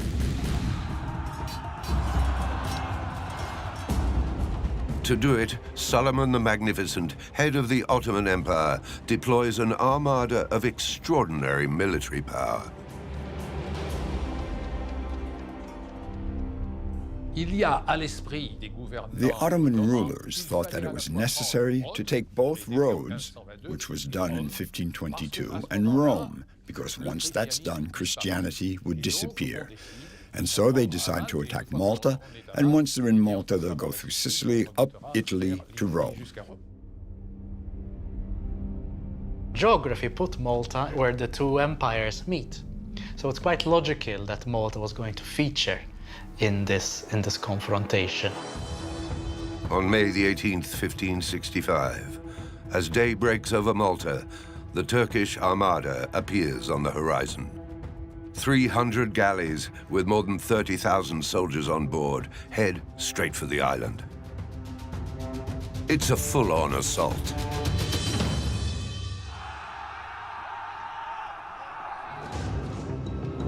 The island is home to 20,000 Maltese Christians and 560 Knights Hospitaller, warrior monks who have fought for Christianity in the region ever since the Crusades. They are under the command of Grand Master Jean de Valette. Jean de Valette is devoutly religious and a formidable military leader. For months, he's been preparing for the worst. Jean de Valette is almost sure that Malta could be attacked in April 1565. He has been informed by spies in his service that the fleet will be headed for Malta. The order used to send spies all across the Mediterranean as far as the Levant, because there was always this phobia of a Turkish attack. They were always on the lookout. And as early as 1563, they knew that the Ottoman navy was preparing itself. It was building up. On the morning of May the 18th, that threat becomes reality. Like a huge wave, the Turkish armada breaks over the island.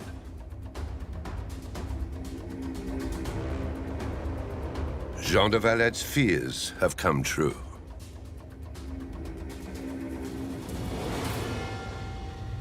You would have seen this huge, huge armada of ships coming towards the island. As they were approaching, these were not silent. They would have been very noisy, with cannons firing and drums beating and trumpets being blown and lots of flags and banners. A really spectacular but terrifying sight. Immediately, the alarm would have been raised, would have fired their cannons. Maybe what few church bells there were would have been rung. So immediately, people start moving away from the shore to try to get to the safety of the fortresses. And as this got closer, of course, the fear grew. Jean de Valet has just hours to organize the defense of his island. He has 560 combat-trained knights, a few hundred Maltese who've swiftly formed a militia, and 450 men sent at the last moment by the Viceroy of Sicily. The Viceroy's help doesn't amount to much. It's a fraction of what Jean de Valet has been calling for. Jean de Valet wrote to the Viceroy, thanking him for the 450 men who will help him a lot to fight against the enemy army. Absolute sarcasm from the Grand Master, and obvious annoyance. They are vastly outnumbered. 30,000 men is a huge number at that time. And in front of this armada and these troops, there are a total of 1,700 people capable of defending the capital of the order, in Birgu, in the center of the grand harbor of Malta. So, it's a gigantic disproportion. As the Ottoman ships approach, Jean de Valet gives the order to gather all food supplies and collect fresh water. They must prepare for a siege, but no one knows how long it could last. He has only one duty. He must hold out as long as possible, so that the troops in Sicily are ready, if need be, to defend Sicily. So they cross off Malta right away. Malta is less than 62 miles from the Italian coast. Emperor Philip II fears a landing in Sicily and a threat to mainland Italy. He cannot afford to send help to Malta. The small Christian enclave appears to be doomed. With the Ottomans' military superiority so great, how can it ever hope to survive? The men of the order are soldier monks, and they've sworn a holy oath to fight to the death. The coming hours will put their courage and determination to the test. They knew they couldn't defeat the Turks, as it were. So the idea was, you stay behind your walls. The Turks have to attack these walls, and they're going to waste their men and their gunpowder, and therefore their numbers are going to grow smaller over time. And de Valet wants to resist. He will depend on his fortress to save his men. Since they settled on the island in 1530, after being driven out of Rhodes, the knights have erected two main lines of defense in the great port. First, they reinforced the walls of Malta's main cities, Sanglia and Birgu. Then they built two forts, St. Angelo and St. Elmo, to defend the harbor.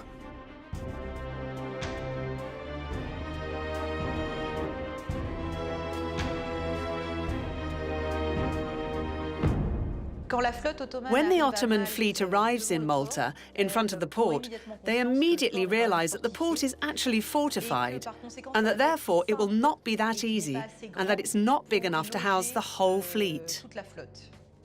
Built at the tip of the Sybaris Peninsula, the star-shaped Fort St. Elmo is in a highly strategic position.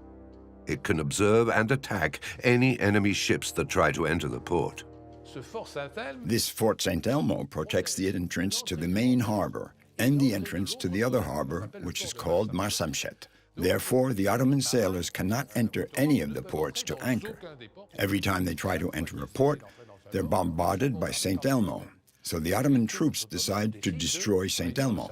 The Ottoman strategists realized that it would perhaps be even easier and hopefully better for morale if they could subdue what was seen to be a very small and weak fort.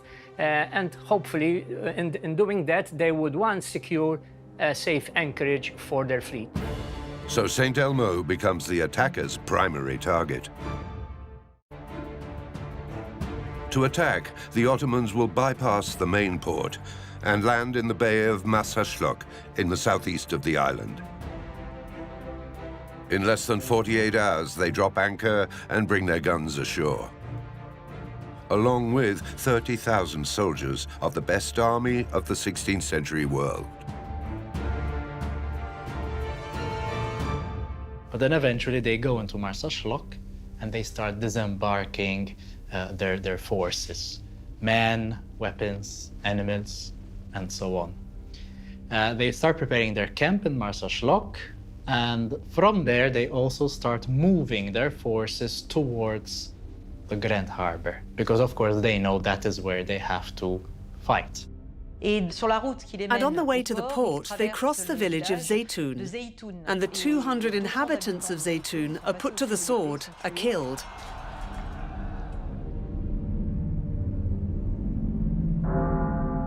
It's a warning of what will happen if you support the Order of the Hospitallers, if you resist the arrival of Muslims.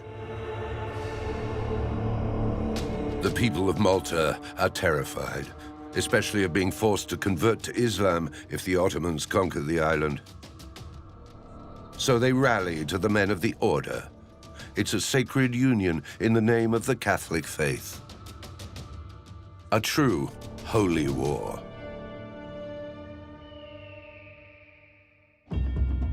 The Ottomans continue their march across the island to Mount Sybaris, the hill overlooking Fort St. Elmo. Just 3 days after landing, they're ready to bombard the fort. They take up their main positions on the heights of Mount Sybaris.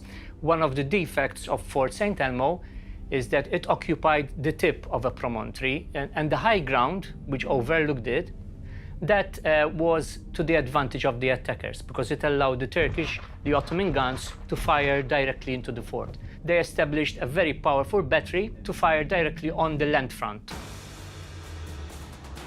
St. Elmo's star-shaped design is the very latest in 16th century military architecture. It has a bastion, a ravelin, and a cavalier.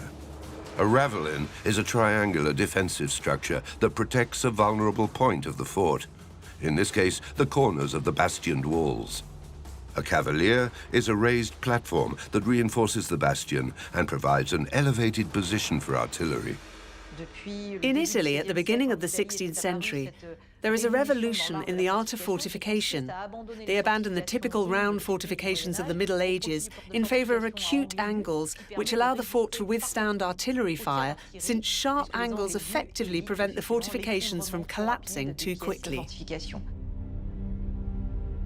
It had a small cavalier, because the space inside was restricted, so they had to build it outside. The order at that time has guns, but does not have the artillery strength of the firepower of the Ottoman Empire, which, for their part, has a lot of cannons, and especially what are called basilicas, huge cannons that send very destructive heavy balls. On the 22nd of May, 1565, 60 guns start bombarding Fort St. Elmo from both land and sea. and they created a frontal bombardment. The tactics was a period of number of days of bombarding the fort, and then infantry assaults would try to breach the walls. Jean de Valette directs Malta's defenses from his headquarters in Fort Sant'Angelo. From his window, he can see the incessant bombardment of the fort that he himself built. The Ottomans are confident that the siege of St. Elmo will be over in a few days. The fortress will fall. The idea is to break the walls, but also break the defenders through the stress, because there's almost no break, no respite. They keep bombarding and shooting, as well as launching soldiers to attack the walls of St. Elmo. From the word go, they attack with full force. But the Ottomans haven't thought to secure and close off all possible access to the fort. They've left wide open gaps, and Jean de Valette takes full advantage of them. De Valette is actually able to send fresh men and supplies into the fort. So for a while, it's like a blood transfusion almost that is stopping St. Elmo from bleeding out completely. It's only later when the important figure of Dragut arrives in Malta in early June that he says to his colleagues, this has to stop. And so they put cannons down by the sea that stops this transfusion of men into the fort. Dragut is the leader of the Barbary armies. The barbarians are from North Africa and have formed an alliance with the Ottoman Empire. It was Dragut who, in the winter of 1564, asked Suleiman the Magnificent to mount a joint attack on Malta. Barbarians have an important role. First of all, because they are the ones who will contribute to the advance, to the conquest of the west of the Ottomans. As the two empires push their borders, the 16th century has seen an explosion of privateer activity in the Western Mediterranean, with the Barbary pirates, the Ottomans, and the Knights Hospitaller fighting a relentless trade and religious war out at sea. The Knights Hospitaller regularly attack and loot Ottoman ships, which are loaded with luxury goods from the Far East. Hospitallers and barbarians are in some ways dependent on each other. They are both vassals of an empire, extremely good at sea and very active as privateers. But it is religious outrage that drives Dragut. So, Dragut does not tolerate the boarding of ships carrying pilgrims and considers that attacking men, women and children going on pilgrimage in this way is an offense to Islam. This holy war reaches boiling point on June the 3rd, 1565. In the early morning, after more than 10 days of incessant bombardment, the Ottomans launch an assault on Fort St. Elmo, led by their elite soldiers, the Janissaries. They're all young men from the former Christian provinces freshly conquered by Suleiman the Magnificent. They were forcibly converted to Islam, but are now fanatically loyal to the Sultan. So the Janissaries are trained in assault warfare. They're gunners, but they're used to assault. There's the sound of the guns, and the sound of the music, and the screams they make. If you see a Janissary arriving at you, you know it's scary. You know you have to be prepared, because these men were very, very tough individuals. They went into a fight, not completely careless of their lives, but certainly very, very, very determined. The elite Ottoman army heads into battle driven by an almighty anger. But the star structure of Fort St. Elmo makes their assault a deadly business. Atop the walls, the garrison of the fort fires at them relentlessly. What we need to know is that in bastion fortifications, we have this kind of glacis between the two walls. There is a lot of space in that ditch where you are under permanent enemy fire. So there are far more deaths on the side of an attacker than on the side of the besieged. So Muslim soldiers are killed very regularly. During the first 2 weeks of the siege, more than 1,000 Ottoman and Barbary soldiers are killed. On both sides, conditions are brutal. The Maltese sun blazes down. There's little water for the fighting men. But the blood flows freely.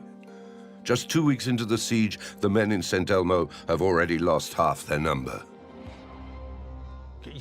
They know they will die, because they are 150 inside the fort. In front of them, there are 10,000 people. But they hold out. They hold out well. The Ottomans may be surprised by the Christian resistance, but inside the fort, the knights can feel their strength waning. But St. Elmo is like almost a place that's slowly being flooded, not with water, but with soldiers. The Ottomans are squeezing it until eventually they will manage to suffocate it. The Christians' food and water supplies are already dwindling. They may not even live long enough to defend themselves. There was in those days a sort of unwritten rule that it's okay to resist in a siege, but if things are desperate, you really should give up.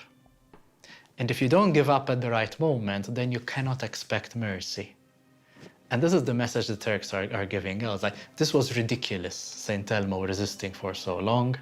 You know, you've passed that point which is acceptable. Take your chance now. Give in? Abandon the fort? This is the painful option facing the men of the Order. It is one that goes against their vows, to lay down their lives for God. But after more than 2 weeks of relentless assaults and bombardments, their determination is faltering.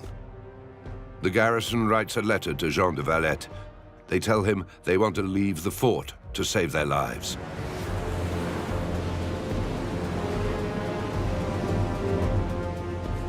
The letter is delivered by a Maltese soldier who swims at night to the Grand Master at Fort St. Angelo.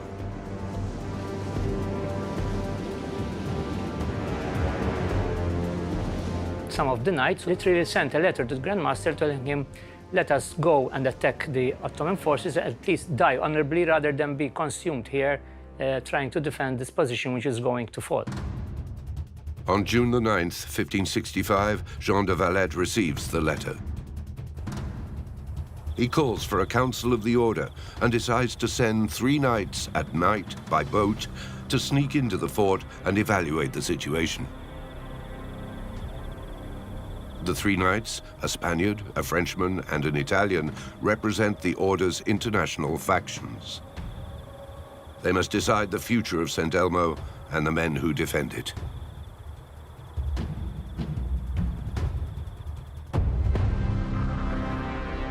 But in a dramatic turn of events, the 3 experts can't agree on how to defend the island. The Spaniard and the Frenchman say the fort can't be held, while the Italian insists the defense must continue. The Grand Master decides, in view of what has been said by the commissioners, that they must hold the fort.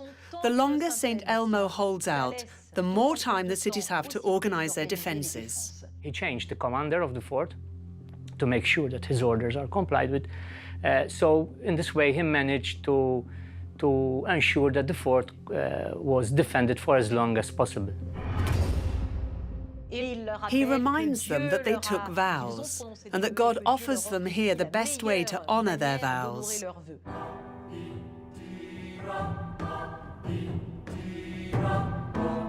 As both monks and soldiers, they know their duty. They will remain in St. Elmo. They will also die there.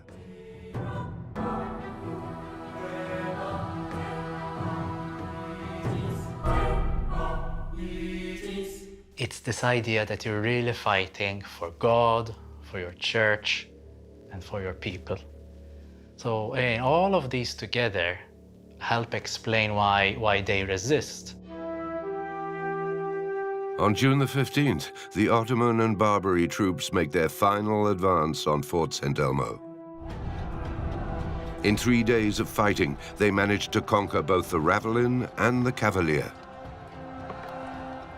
Their goal is to build a bridge with galley masts that they will attach to each other to make a bridge to enable them to get into the fort of St. Elmo. They built a bridge, a wooden bridge, in two positions. One was just behind the Ravelin, and another was at the spur on the land front, which came to be known as the post of Colonel Moss.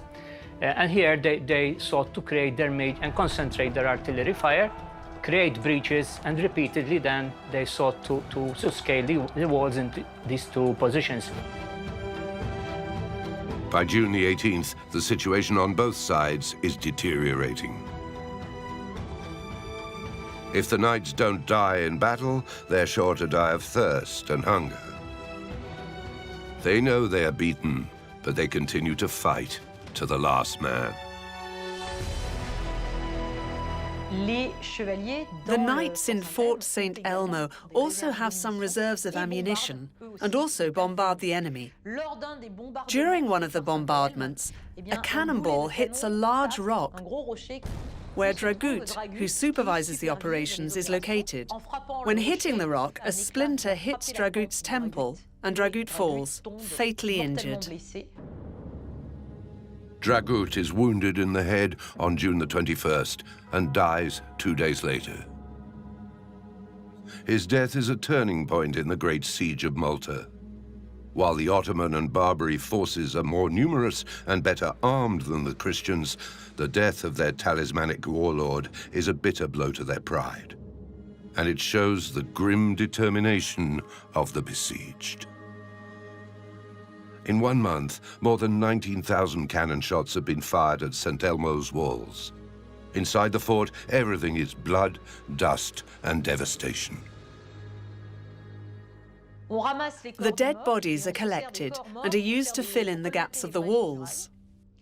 The flasks of powder on the dead are emptied to fill those of the living.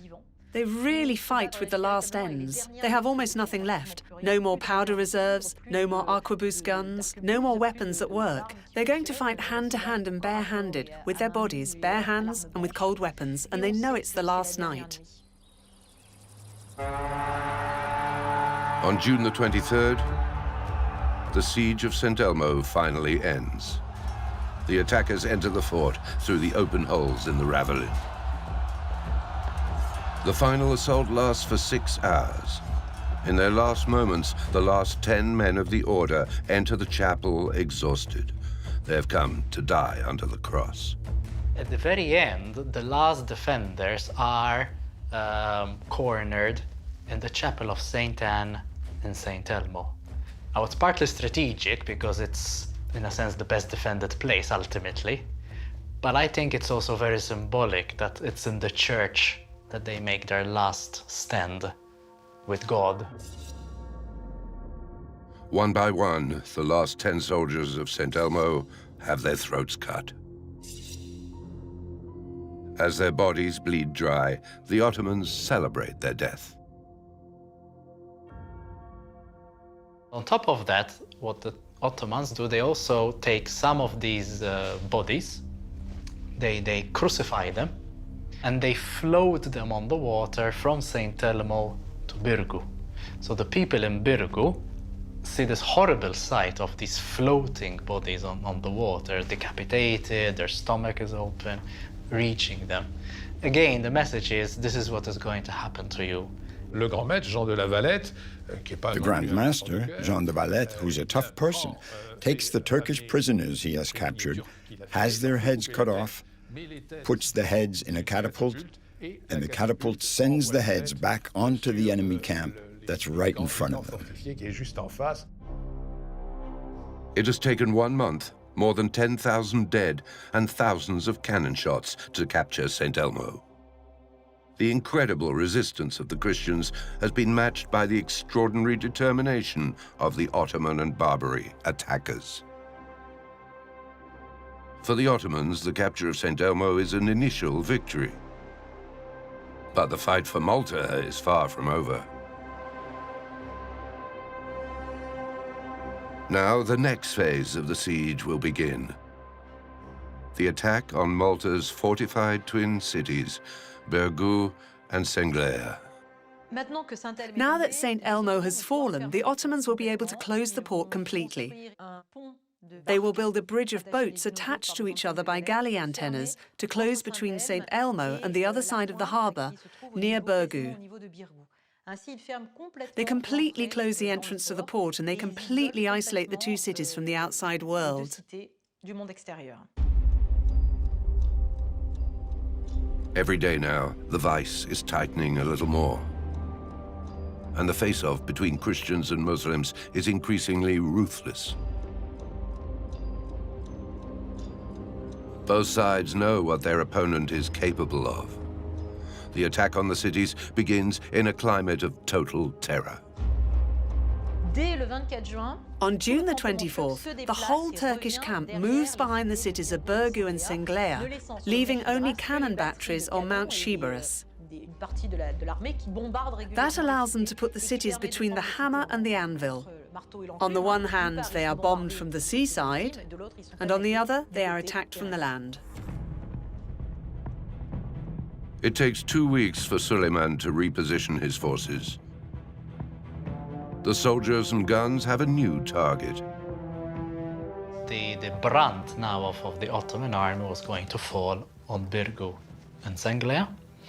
The strategy was going to be quite similar, so bombardment from high ground, digging trenches to get near the walls, and digging mines to get under the walls.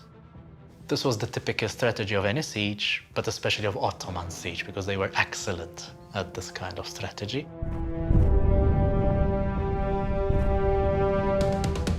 In early July, the bombings begin again. Unlike at St. Elmo, the siege now targets the inhabited cities of the island and the civilian population. Women, children, the elderly, the people of Malta must prepare to defend themselves. And this time, in his headquarters at St. Angelo, Jean de Valette is at the heart of the assault. Jean de Valette's first decision is to have all the dogs in the cities killed, to prevent their barking, giving away the location of the houses. A dog that howls, that is afraid and that howls, will draw immediate cannon fire. Attacking a city is an art of its own. The civilian population is as much a target as the defending soldiers. Break their morale, and the city will fall.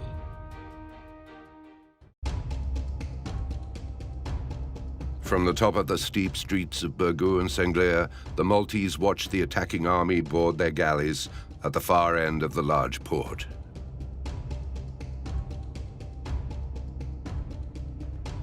Then, on July the 15th, 1565, 6,000 men launched their attack.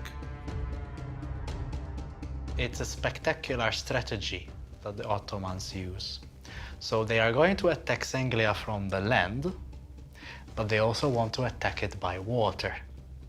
Now, to do so, the Ottomans start moving boats from the harbor of Marsa Mshet into the Grand Harbor, but they're moving them overland. The knights, of course, saw these boats appearing, and they made their preparations. One of the preparations was to create a barrier in the water. Technically, it's called a palisade. It's a simple defense. Wooden piles bound together, then driven into the seabed. But it's also a moment of military genius from Jean de Valette. On paper, the Ottoman strategy looks perfect. But Jean de Valette knows the Ottomans have an Achilles heel. They don't know how to swim.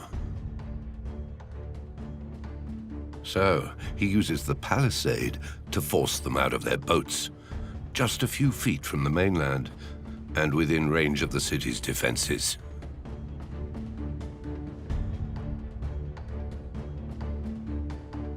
The men who are inside are forced to get off the boats, pass the palisade, and swim, then walk ashore. So they risk drowning on the one hand, and if they do not drown, they will be much slower to move, and being slow to move, they form much easier targets for arquebuses and for shooters who are positioned on the walls. And there is the fighting all day on the water and on land, extremely brutal and ferocious. Most of it's hand to hand, guns and swords and so on. Grandmaster Jean de Valet's plan works perfectly. The July the 15th assault on the city of Senglia is a disaster for the Ottoman and Barbary camp. More than 1,000 soldiers perish that day. The blood and the red silk of the Janissaries' coats mingle in the waters of Malta. Although the attackers are better armed and more numerous, the besieged know their territory and are fighting to defend their home. The siege drags on through a scorching and bloody summer. The enemy bombardments are so violent they can even be heard from Sicily. Malta's women and children play an important role. They make homemade bombs designed by Jean de Valet. They are small pieces of fabric that are cut in which they put powder, that they close with a rope that makes a long fuse. They dip it in the pitch, light the fuse, and when it reaches the pitch, it heats up and it explodes.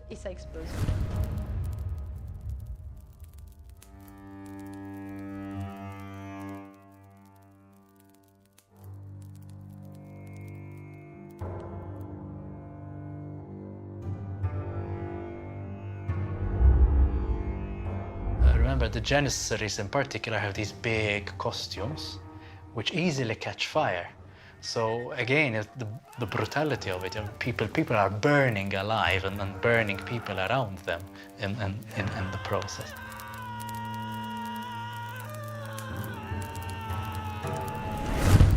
Somehow the Knights and Maltese managed to resist this attack on Senglia, and by the end of the day, the Turks have to pull back. So it's a very, very impressive moment in the siege. With each new attack, the violence on both sides intensifies.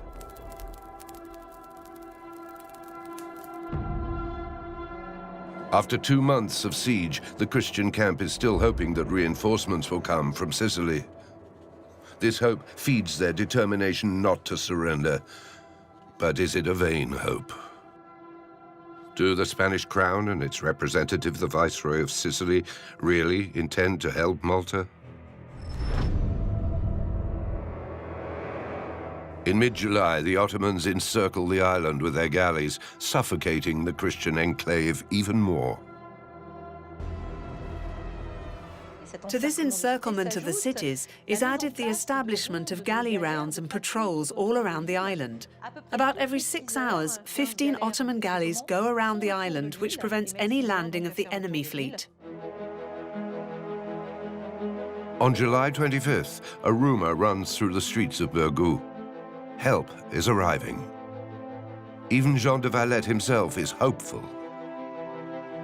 De Valet is hoping all throughout that Spain will come and help. One date that they had in mind possibly was the 25th of July, because that is the feast of Santiago, the patron saint of Spain.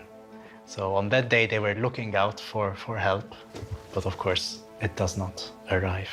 Philip II of Spain and his representative, the Viceroy of Sicily, has neither the men nor the material to save Malta.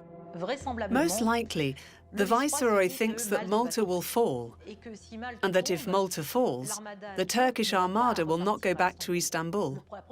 The next stage will inevitably be Sicily. He strongly fears that after the fall of Malta, the invigorated Turkish army will come to Sicily. And if they come to Sicily, he needs all his strength to fight the Turkish army.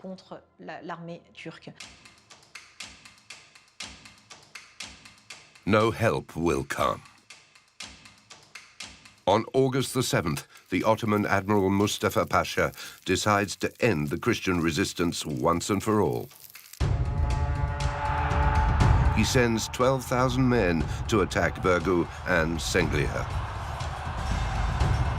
The two cities are ready to fall. 3 weeks of incessant bombardment have weakened the walls. Now they begin to crumble. The Turks storm the bastion of Castile to the rear of Birgu and raise their standard over it. Still, in early August, it is hot as hell, and this sweaty knight rushes to the Grand Master and almost collapses and shouts, "Help, Castile! Your lord must rescue Castile!" And the Grand Master understands that Castile is the bastion that is being threatened.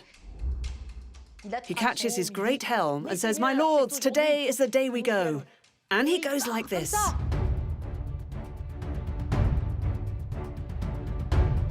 And he arrives at the bastion of Castile shouting, "I am here, my children, I am here!" And he charges into the assault. The arrival of the Grand Master gives strength to the knights and also the Maltese who shout, "The Grand Master is here! The Grand Master is here!" He fights. He is even injured in the thigh by an arquebus shot. He is physically injured. Jean de Valed's valor becomes a legendary moment in the siege. But like most legends, there's more to the story.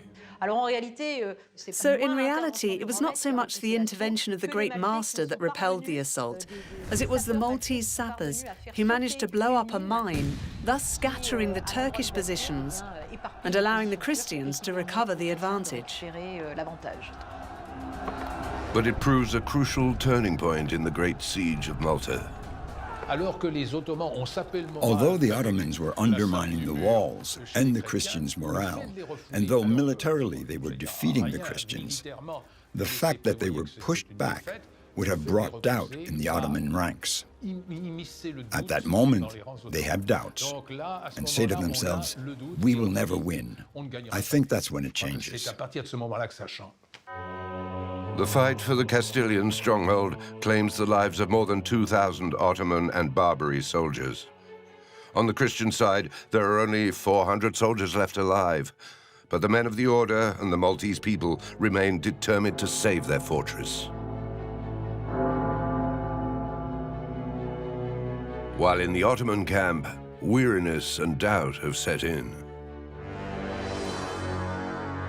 Since May, they've been facing unexpected resistance from the Christian camp. They need a break from the constant fighting.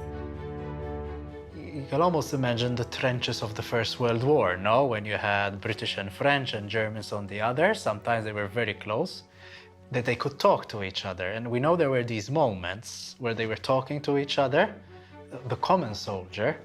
There's even these nice episodes where a Turkish soldier goes across, gives them, I think it was a pomegranate, and the Maltese give them a loaf of bread, for example. There's a little bit of fraternity almost, but both sides were desperate. Malta has been totally isolated from the world since the end of July. The Crown of Spain and the Viceroy of Sicily have heard nothing from the warrior monks. But finally, at the end of August 1565, Philip II of Spain is able to rebuild a fleet and an army to go to the aid of the Christian enclave. What will he find? Will he find a very strong Ottoman army? Will he find an island that has already fallen? Will he find an island that has already become Muslim? What will he find?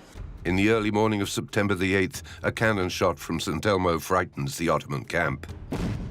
It warns the Muslims that there's a Christian army coming for them. 95 galleys have set sail for Malta under the Spanish flag. And this cannon shot that announces the arrival of relief, long awaited and finally arrived, is followed by a raging of bell sounds.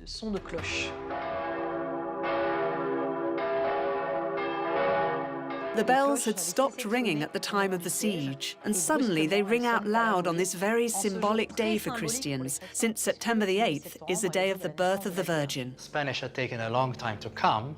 When they come in style.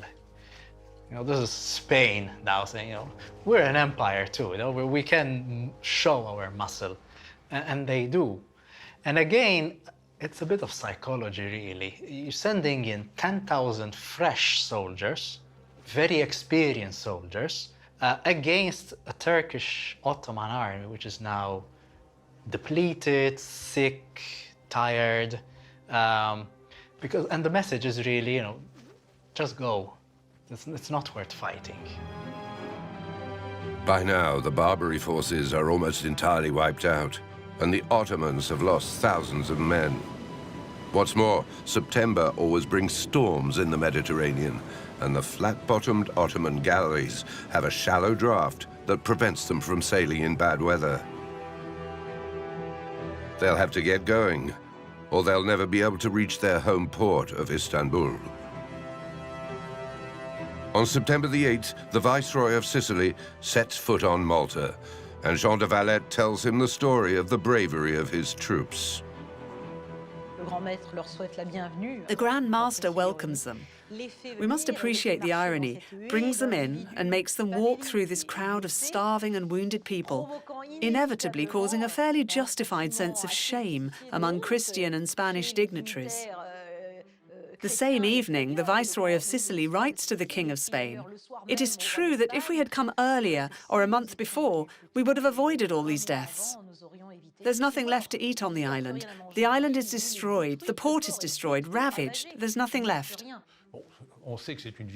We know it's a forfeit victory. There was a heroic defense beyond even what I would say human thought can imagine. But it stops there. It was not a military victory, but it was a moral victory. And that's what made it so significant. An essential moral victory, one Jean de Valette will use to rally support to rebuild his order and his island. He says we fought by ourselves, we won by ourselves because we are still part of that race of men who know and whom God protects, and that we fight for God. So he makes himself the champion of the crusade, the armed arm of Christ. He represents himself as the only bulwark of Christianity. The order became the bulwark of Christianity. They needed to show Christianity that they were still relevant. And Malta was acting as a frontier land for the advance of the infidels. On September the 12th, 1565, Suleiman the Magnificent recalls his fleet. The Knights Hospitaller have managed to repel the best army in the world. After the siege of Malta, Jean de Valette would build the city that now bears his name. Today, Valletta, the Maltese capital, sits on Mount Siberus in the shelter of the walls of Fort St. Elmo. After the Great Siege of Malta, the European powers would send colossal financial aid to support the Christian enclave, which now protected them from Ottoman conquest. Malta is the definitive and southernmost protection of all Christendom. From now on, everything stands thanks to Malta. The Christian world starts there, and that is what gives Malta its importance. Malta was a relief for the Christian side, which then, 6 years later, was followed by the Battle of Lepanto, 1571, which is another great Catholic Christian victory. The Great Siege of Malta, followed by the Battle of Lepanto, would be the decisive victories that kept the northern shores of the Western Mediterranean basin in the hands of the Christian world.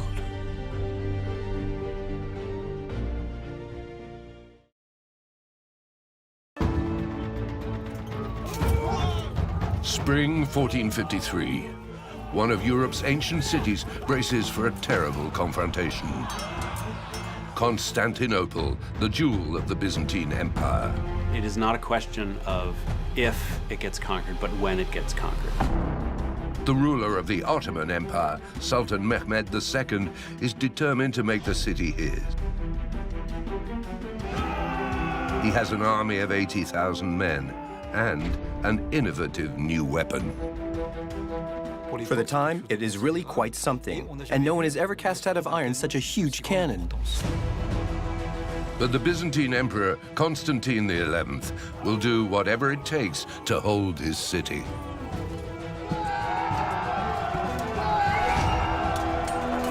The troops have no option but to die. There is no going back. For more than 1,000 years, the fortress of Constantinople has defeated anyone who tried to besiege it. The walls of Constantinople are the apogee of defensive construction. Now, in more than 50 days of brutal combat, the two sides will clash before the city walls, under the ground, and out at sea. The siege of Constantinople will change the fate of two huge empires, East and West, and the course of history.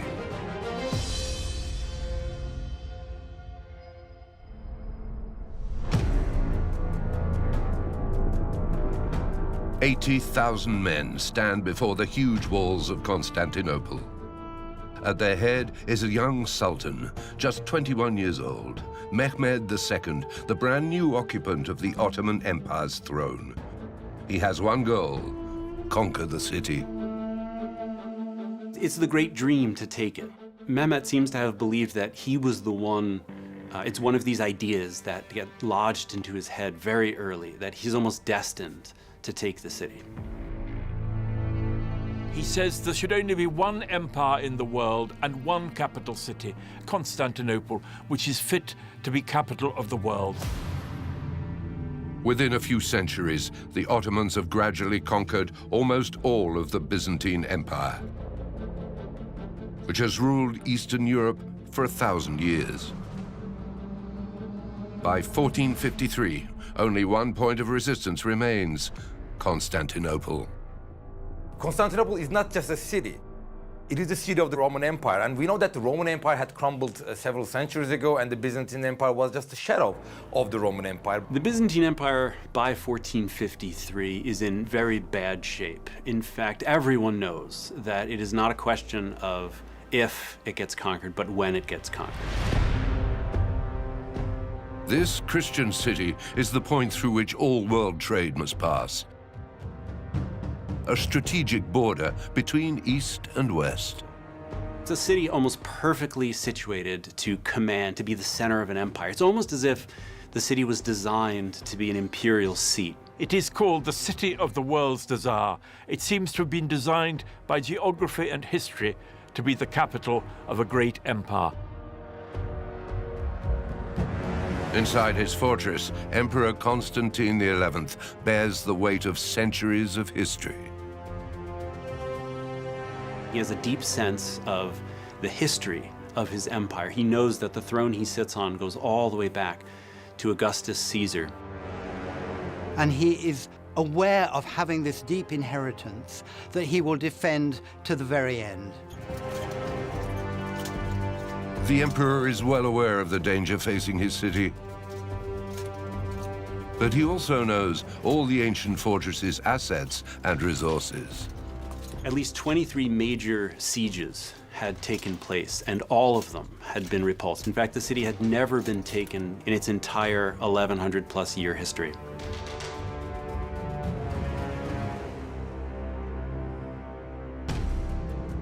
One of the assaults that the Byzantines repelled came from the young sultan's own father. So it's revenge that Mehmed's plotting too. Mehmed hasn't forgotten how his predecessors failed, including his father, who tried to take Constantinople back in 1422. Driven by his towering ambition, the Sultan has been planning this siege for 2 years. Mehmed is an extremely astute military strategist. He has studied the layout of Constantinople in a great deal of detail. Mehmed knows that Constantinople's access to the sea has always been an insurmountable obstacle for any would-be conqueror. To take it, he'll need to block any aid coming from outside, especially from Italy, the seat of Christendom. But it won't be easy.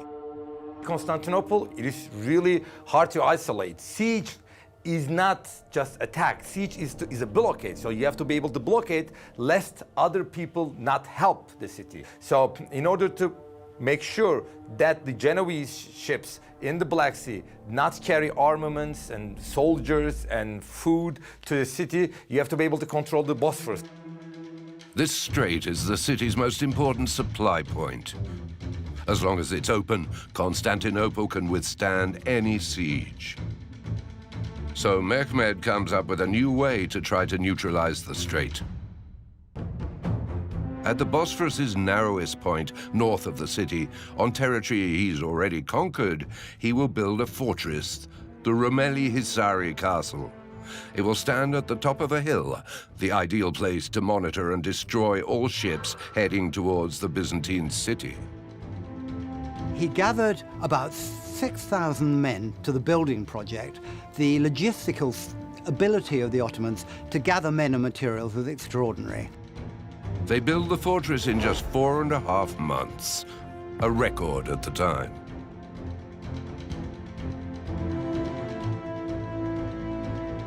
It can hold about 400 soldiers. And above all, it has cannons that will be pointed at all the ships that might cross the Bosphorus to reach Constantinople. No ship from the Black Sea will be able to supply the Byzantine city. With Constantinople's coastline now under his control, Mehmed positions his men on the other side of the city, ready to attack it by land. It's the best defended part of the city and the most challenging area to besiege. Because here, he's faced with the huge imposing walls that surround and protect Constantinople. The walls of Constantinople are really the most impressive fortifications ever known in the medieval and the ancient world. In some ways, they are the apogee of defensive construction. Constantinople is fully fortified. More than 12 miles of defensive ramparts surround and protect the city. To its west, the wall of Theodosius is the main bulwark against land attacks.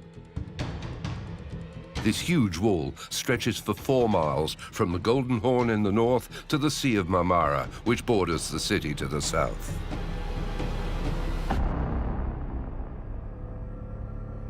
In reality, it's not one wall, but 3.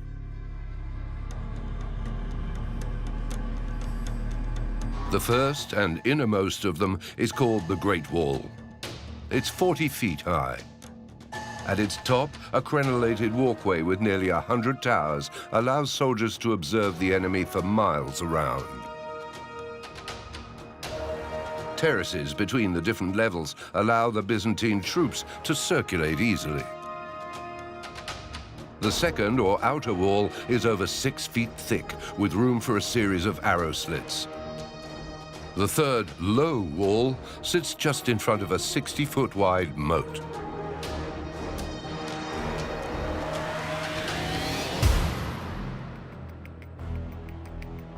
This fortification has provided the Byzantine city with unbreachable defenses for centuries.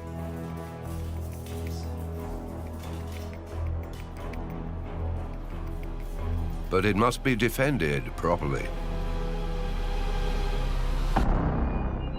So Constantine turns to a formidable warlord, Giovanni Giustiniani Longo. The armies of this time in the West do not have a regular army, so they often call upon mercenaries. It so happens that Giustiniani is a mercenary like any other, and he comes to offer his services to the Emperor Constantine. Born into one of the great families of Genoa, he's eager to join the fight. So he wants to make a name for himself. He has a band of followers who fights for money, but then these guys came here in a spirit of crusades, and they wanted to fight, and they fought very well. He is going to become the mastermind of the defense of the Theodosian wall. Very, very skillful man, and he effectively becomes Constantine's general during the siege. But Giustiniani has a problem. At its peak, the city had 500,000 inhabitants. Now, however, it has only 90,000. And only a few thousand soldiers to defend more than 12 miles of walls. It becomes a disadvantage when you have so few people inside. By the time the Ottomans come to the walls of Constantinople in 1453, the great empire of Byzantium has shrunk to almost nothing. They have not a great deal of cash, and they have not a large amount of manpower. And yet, Constantine could have taken advantage of an unexpected opportunity for help in standing up to the Ottomans. A few months before the siege began, a stranger asked to see the emperor. A Hungarian called Orban comes to the city of Constantinople with an offer to Constantine. Orban is a technical mercenary. He has a skill to sell. Constantine was impressed by the engineer's proposal, but he was forced to refuse it.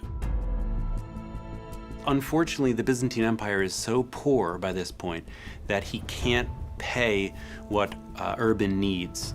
And so he leaves the city of Constantinople and offers his services to the Turks. By changing sides, Orban the engineer could reverse the city's fate. He knew that previous sieges had failed because the attackers' weapons weren't powerful enough to break through the city walls. In the past, people had come to the walls with trebuchets, stone-firing catapults, but these were ineffective. And so, really, until the advent of gunpowder warfare, nobody could tackle this wall. But Orban's speciality is the cannon. He tells the Sultan, you know, I've spent almost a year looking at the fortifications of Constantinople. I can guarantee you I can build a cannon that can bring down those walls. And this is exactly what Mehmet wants to hear, and so he immediately orders the construction of a simply monstrous cannon.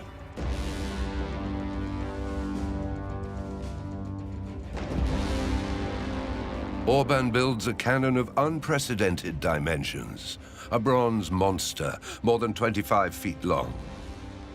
It's divided into two parts, a rear segment for the powder and a front end into which the cannonball is loaded. According to legend, the gun weighs no less than half a ton and is so wide that a man could fit inside it. For the time, it is really quite something. No one has ever cast out of iron such a huge cannon. The cannon is impressive, but experimental. Mehmed wants to be sure it's up to the challenge posed by Constantinople's walls.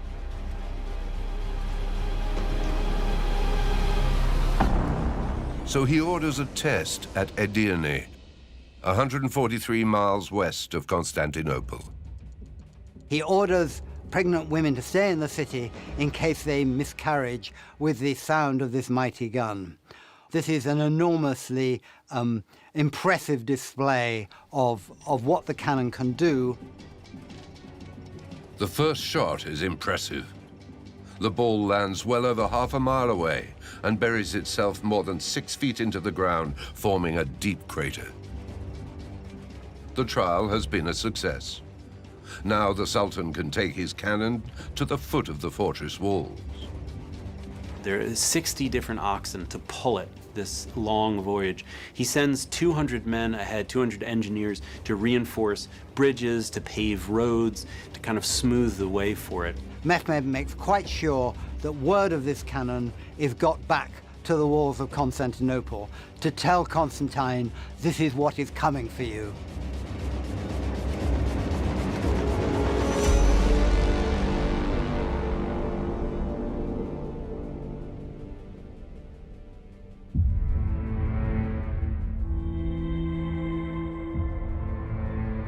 At the beginning of April 1453, from the top of the city walls, Constantinople's inhabitants see the Turkish army approaching with the Sultan himself at its head. Mehmed II sets up camp near the walls. The young Sultan reckons that, at last, he's holding all the cards. He's blocked all maritime access to the north of the city. He's in possession of the biggest cannon ever seen. He's built a force of 80,000 men. He's convinced he'll succeed where all the others have failed. Mehmed does not want to fail, and he in fact cannot fail in taking the city once he launches it, because he is so young and relatively insecure on the throne that a defeat would certainly mean his overthrow. The greatest siege in history can now begin. Mehmed II's Ottoman army is about 80,000 men, which is considerable for the time. Led by General Zaganos Pasha, one of the most important warlords of his time, the Ottoman army is the most powerful in the Eastern world. And among its troops are the best trained soldiers, recognizable by their red and white uniforms and their distinctive swords, the Janissaries. The Janissaries were technically slaves. They had no individual rights, but they were extremely powerful. They had a lot of prestige and respect as a group. The Janissaries are Mehmed's standing army. They're very highly trained, they're very highly motivated. They're the elite forces, and they're also personal forces of the Sultan.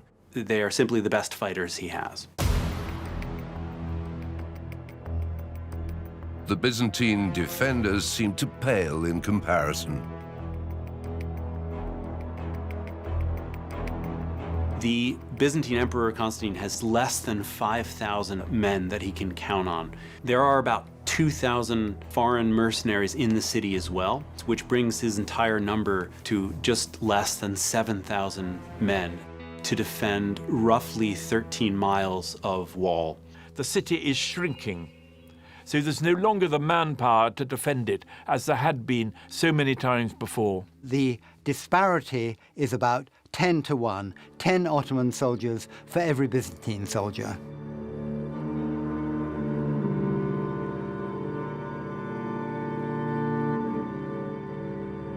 Emperor Constantine can only pray that military aid will arrive from Italy, the seat of Christendom.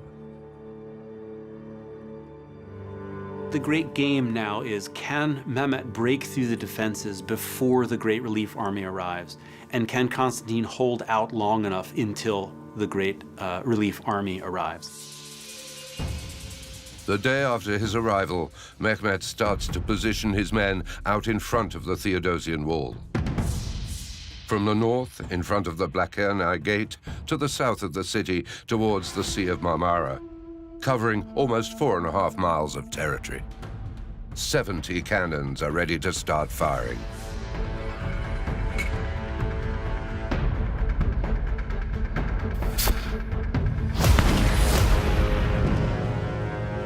For 5 days, the first cannonades are fired.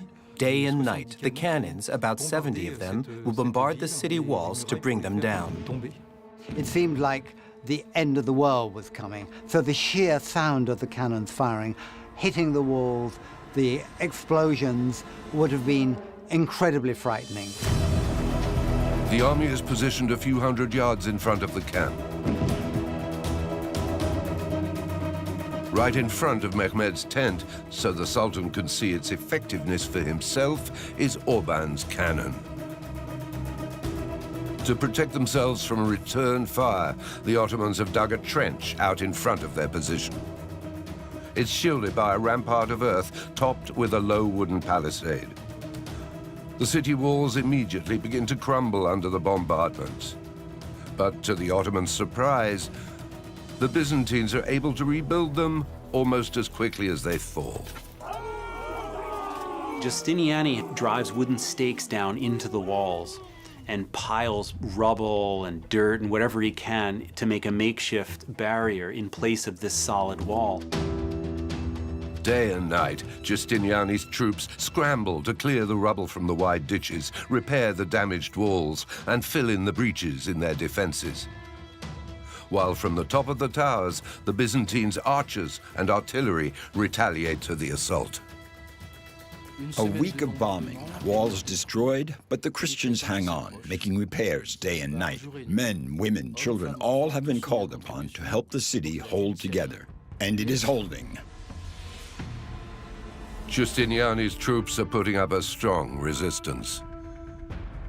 But there's also an unexpected problem for the Sultan. Orban's cannon isn't suitable for repeated firings. It's huge and heavy and very difficult to handle. Imagine the logistics. It takes 3 hours to reload. Imagine also moving the piece on its base for a new shooting orientation. That also takes a lot of time. This is an extremely difficult process because of the weight of the gun. There has a pulley system which has to raise it and lower it into the kind of the bath of oil, and then it has to be out and dried. And the upshot is it can only be fired about 7 times per day. Despite these weaknesses, the Sultan commands that it increase its rate of fire. It leads to catastrophe. Orban's big gun keeps on firing for just a few more days, then overheats and cracks. The cannon had not had time to cool down enough, and it exploded with a deafening noise, killing many men around it, and especially Orban, who was among the victims. For the young Sultan, it's a mortifying failure. The siege has only just begun. Without his superweapon, Mehmed II ramps up his ground assaults against the city walls. Cavalry, heavy infantry, javelin throwers, archers, they all throw themselves at the walls. Some of them set ladders to climb the ramparts, while others storm into the breaches created by the Turkish cannons. The Janissaries' war cries mix with the sounds of cymbals and drums. A sonic assault the Ottomans use to destabilize the enemy. There's also an important psychological dimension. A lot of noise is made with drums, with cymbals, to stop the people from sleeping, to terrorize them. But Giustiniani proves to be an outstanding leader, and inspired by his courage, his troops defend the city heroically. The Byzantines hold out for hours until, at last, the Turks retreat. The first ground assault is a failure. After the first week, it becomes apparent that this is not going to be a quick siege, and despite his immense advantage with these cannons, the walls are holding their integrity. It's the Sultan's confidence that's crumbling. He's afraid to lose the support of his men. He has a reputation for extreme ruthlessness, and it is possible that the army may not support him if things go badly during the siege. Mehmed has already lost all hope of taking the city quickly by tearing down its walls, when he finds himself faced with a new danger. Despite the fortress he erected 2 years earlier, he now faces major difficulties at sea.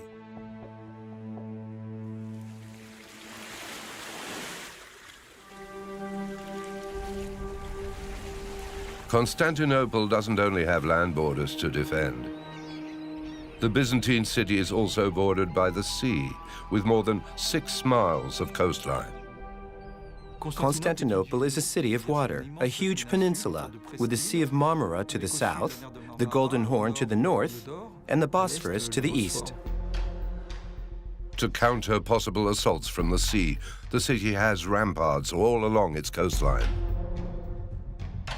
The ones to the south and east are relatively low, but still effective.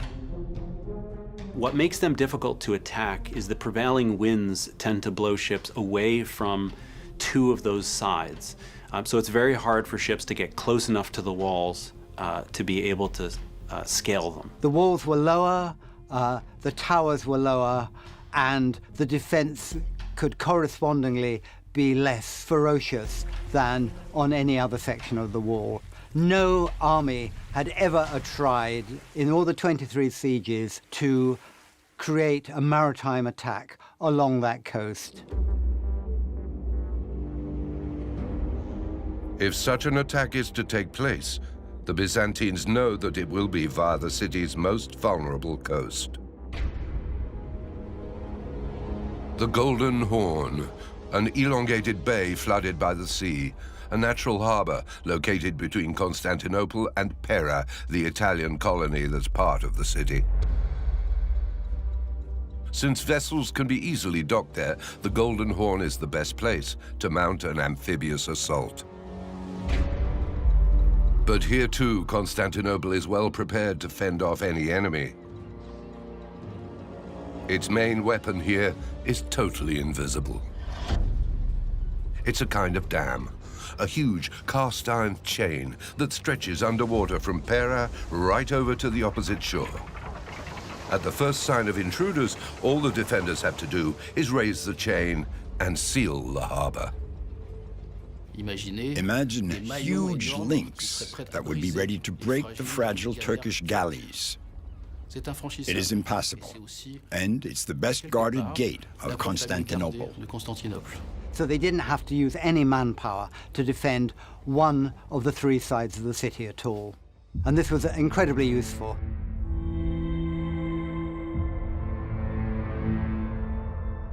Just 2 weeks after the siege begins, 3 Genovese ships and a Byzantine cargo vessel approach the city.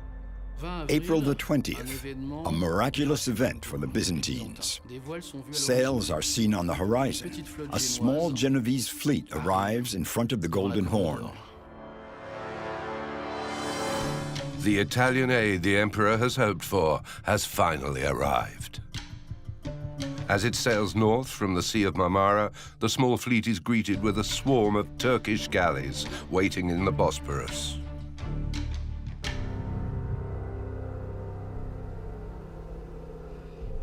The Sultan may have 100 ships out there, but he's relying on one man, Suleiman Baltolu, the admiral who commands his fleet.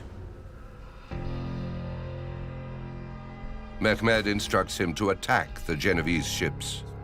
Baltolu had an overwhelming responsibility to lead the most powerful fleet in the Mediterranean.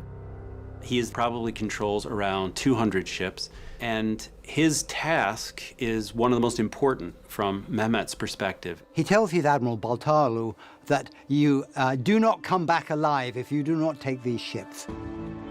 The battle commences. The Genovese ships are much taller than the Ottoman galleys and easily put their enemies in difficulty by raining arrows down on them.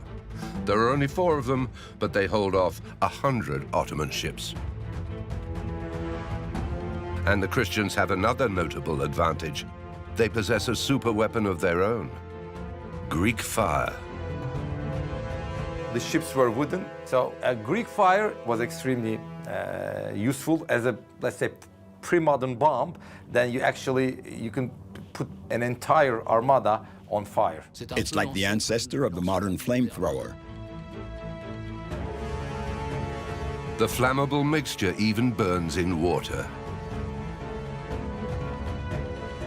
It was kind of a form of early napalm it was a chemical burn and it would ignite on contact. And so what the Byzantines would do is they would fill clay pots with it and then lob those clay pots with catapults toward their enemies. If it hit a ship, of course, the deck, it would break open and spread all over the deck and then start burning. From the shore, Mehmed watches in fury as his fleet is slowly reduced to ashes. Baltolu knows what the price of failure is, and Mehmed is so firm in this that he actually rides his horse into the waves, screaming at Baltolu to do this or that during the battle. As night falls, the final incredible scene in the Battle of the Bosphorus plays out. A strong wind arises and allows the imperial ships to split the Ottoman galleys. In the darkness, Admiral Baltolu is unable to reassemble his remaining fleet and must retreat to his anchorage in the Bosporus, while the victorious ships reach the safety of the Golden Horn. The chain is opened by the defenders, the ships make it into the Golden Horn. It will be a terrible failure for the Turks, because they will not succeed in preventing the small armada which comes to supply the city from getting into the Golden Horn. 4 ships have taken on the entire Turkish navy and succeeded, and this obviously cannot happen.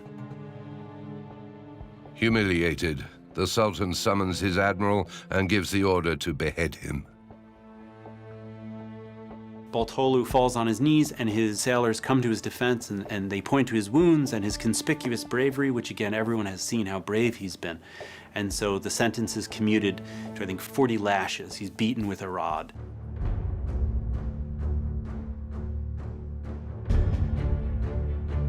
On the Byzantine side, the glory of the Battle of the Bosphorus reflects on all the troops and strengthens the emperor's hope of victory. This is quite a morale-boosting moment for Constantine. Unfortunately, as it turns out, it will be one of the last morale-boosting moments for Constantine. Ever since the siege got underway, the Ottomans have been waging this war on all fronts. On land, in front of the walls, at sea in the Bosphorus, but also underground in secrecy. One of the tactics that you have to use while besieging a city is to try to go underground.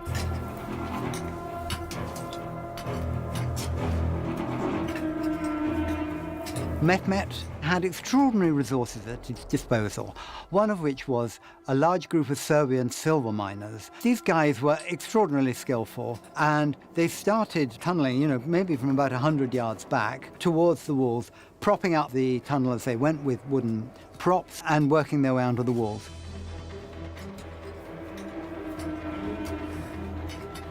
If you need to get into a city that has walls, you tunnel under the walls, and then you collapse the tunnels, and that will bring down sections of the walls even more efficiently sometimes than cannonballs.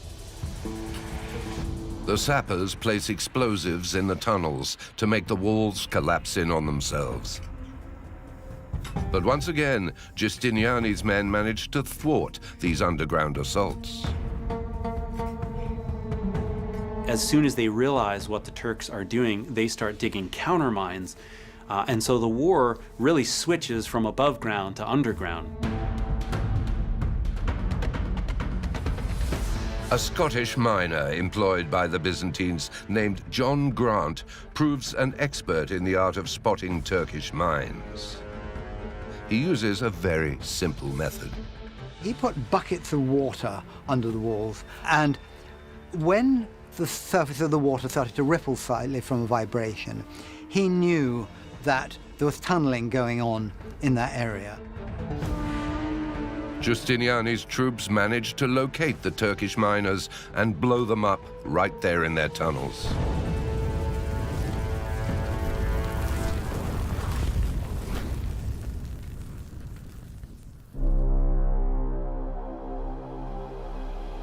A month after the beginning of the siege, the Christian city is still holding out against the young Sultan. All those cannonades, all that bombing, have not brought down the walls of Constantinople. The Sultan has lost all hope of a victory underground and suffered a terrible defeat in the Golden Horn. Mehmet had problems on his side. The conquest was going much slower than expected. He's just 21 years old in 1453, and the longer the siege takes, the harder it will be for Mehmet to conquer it, and the harder it will be to retain the loyalty of his army. And he's almost certainly faced with being overthrown if he fails at this. But the young Sultan has no intention of giving up. After the failure of the Battle of the Bosphorus, Mehmed has a trick up his sleeve. If you can't go past that, you have to have a second plan. He starts to come up with a very, very bold plan, and that is, if he can't ram the chain, and his navy is apparently inefficient at stopping ships getting through, then he simply has to take this harbor. And he does so in a way that is remarkable, and really only an Ottoman Sultan could have done with the resources he had at hand. If the Sultan can't get his ships through the Golden Horn's gate by sea, he'll do it by land. First, he has thousands of trees felled all around Pera and cuts them into logs. Then he flattens a path past the Italian colony. A very unusual journey can thus begin. These are long ships. They're not that high. And also you can remove the oars and the sails so that they're easy to carry. He dragged about 70 of his largest warships up over the slope of the hill and slid them down into the water of the Golden Horn. The Sultan has been cooking up this plan for months, and now it takes the Byzantines by surprise. The day after the Battle of the Bosphorus, Ottoman ships attack the port of the Golden Horn.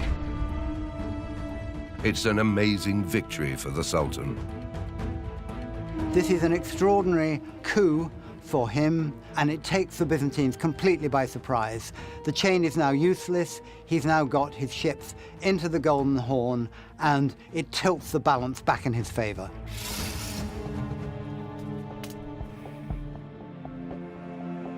The Byzantines now have to defend an extra 3.5 miles of wall that they did not have to, and they're already stretched too thin trying to defend the 13 miles of the land walls. So life has suddenly gotten much, much worse for them. And it nearly breaks them. 1 month after the siege began, the Byzantines' morale is at an all-time low, and their reserves are practically exhausted. The soldiers are finding it increasingly difficult to defend the city. And Constantinople is completely surrounded. So Mehmed now decides to offer the emperor an honorable way out. He has to find some way to save face, and what he really wants, what he has promised and told everyone, is he will take the city of Constantinople. He tells Constantine, if you will surrender the city, I will allow the entire population to depart in peace with some of their belongings, and I will let you depart in peace as well. On the 25th of May, 1453, the young Sultan sends an emissary to the emperor, suggesting that he surrender.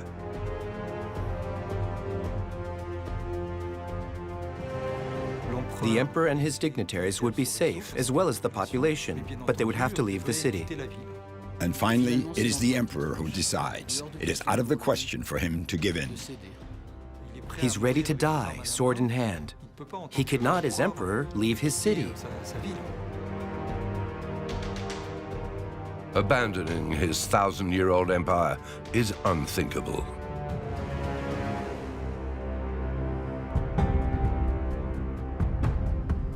In the Ottoman camp, they've been expecting Constantinople to surrender. So when the emperor refuses, Mehmed gathers his council of war and his troops.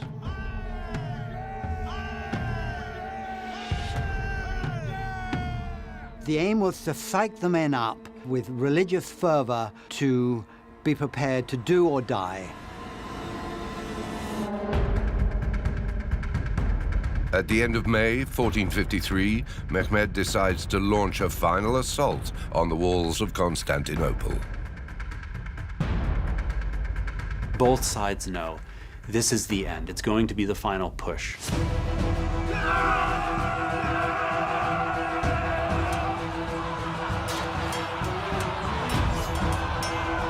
1 o'clock in the morning, there is a wall of noise, the banging of drums, and a vast blast of cannon fire. The first disposable troops have no option but to die. There is no going back. The atmosphere is apocalyptic. The Turks come at the city in waves. The first waves consist of the less experienced soldiers, but who have this capacity to disturb the opponent. And it is only in the final assault that the Janissaries will be sent. Mehmed sends the Janissaries, the cream of the crop of his troops, the elite of the elite.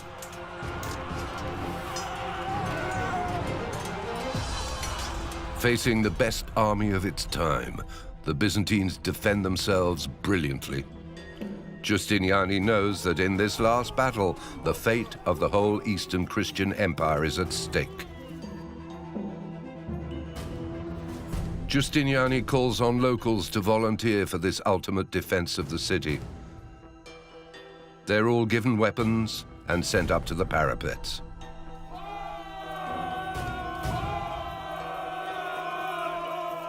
The women and children shelter in the city's large church, which as a place of worship will be spared the fighting.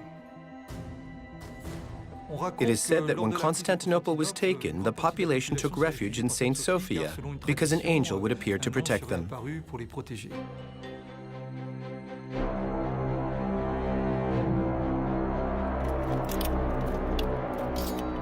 The general himself stands at a strategic point in the city.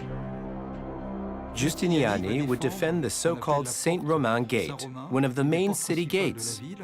On several occasions, he advanced to the second rampart, in front of the moat itself, to prevent the Ottoman troops from advancing. As both sides launch into a hand-to-hand struggle, chaos consumes the city. The defenders under Giustiniani have little gateways from which they mount guerrilla attacks out of the walls. One of these raids, they forget to shut the door behind them.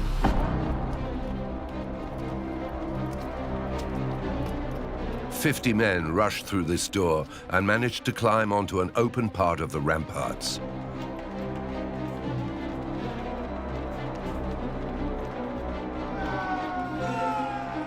A number of Ottomans are able to get through this gate and take a tower and hoist the Turkish flag over. At this point, the Christians' fate hangs in the balance. Then, a major event suddenly makes matters worse. Just before sunrise, Giustiniani is wounded. Giustiniani has been fighting non-stop for 45 days. He'd been slightly wounded the day before, but during the course of this final attack, he is hit probably by a bullet which penetrates his armor or gets under his armor. It doesn't look like a mortal wound at first, but it is excruciatingly painful, and he decides to have himself taken down, understandably, decides to have himself removed from the walls. His departure weakens his men's spirit. Despair spreads through the Byzantine ranks. Military order begins to fall apart. This is one critical moment when a very valiant soldier was wounded, and then that actually created a huge decline in morale among the Byzantine troops. The Byzantines dreamt of a miracle, of God helping them, of the Virgin Mary helping them, as they had in the past, but it didn't happen. Inside the fortress, everything's in chaos. When the men notice the Ottoman flag flying, they believe that part of the city is already in enemy hands. The clamor rises, the city is taken. At this very moment, the emperor himself, with a band of his most trusted men, attempts one final counter-assault. It's the last time he's ever seen. He simply disappears. After the battle, Mehmet orders his body to be found and decapitated. But although he does find a corpse that he claims to be Constantine's, it does not convince people who knew him in life. And so his remains are never found, although there are plenty of legends as to what happened to him afterwards. The emperor's disappearance marks the end of the siege. After 55 days of fighting, Constantinople falls into the hands of the Ottomans. It's the end of one of the most violent episodes in history. It was said that the streets ran with blood as if it was rainwater, horrific scenes of slaughter. They might have killed, you know, maybe 10,000 people out of a population of 90,000, but they quickly realized that rather than killing people, you could capture them. and slaves were of value, so they stopped the slaughter and they just started rounding people up.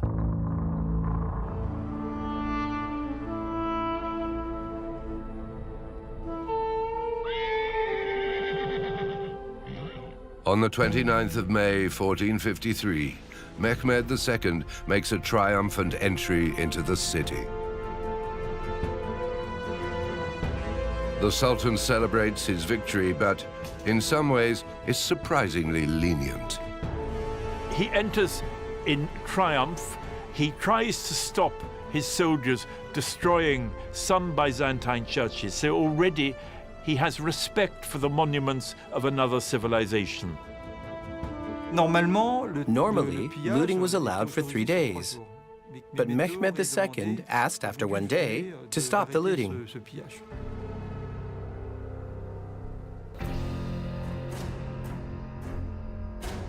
Mehmed II's idea was to keep the city intact, because mind you, this is not some city, this is a seat of Constantinople. This is where you will find Hagia Sophia and all these, prestigious buildings. After all, he intends to make this his imperial capital. It wouldn't do to destroy it completely. Mehmed's perseverance and his tactical and diplomatic choices right up till the final victory now earn him the name of Mehmed the Conqueror. From this day on, Mehmed II is no longer just the Sultan. He's also the heir to and the ruler of the ancient Eastern Roman Empire. Now the Ottomans have a large empire, uninterrupted by the presence of a very strategically located city, and now Mehmed II could actually put his grand strategy to work. This is a great catastrophe for the West. After the capture of Constantinople, the Ottomans will rule for almost 3 centuries over much of Europe and North Africa.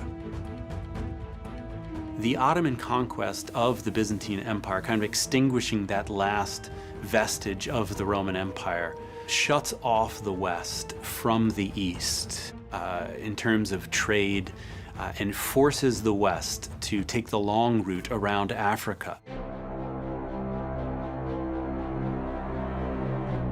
These new trade routes and new influences all mark the end of an era. Many historians consider Tuesday, May 29th, 1453, to be not just the fall of the Roman Empire, but to be the end of the Middle Ages themselves. The conquest of Constantinople is a turning point in world history because it makes the Ottoman Empire clearly a major power in Europe, the Middle East, and the Mediterranean, really for the next 400 years. Over time, the face of Constantinople will be transformed. Mehmed II makes it the capital of his new empire. It becomes known as Istanbul, literally, the city.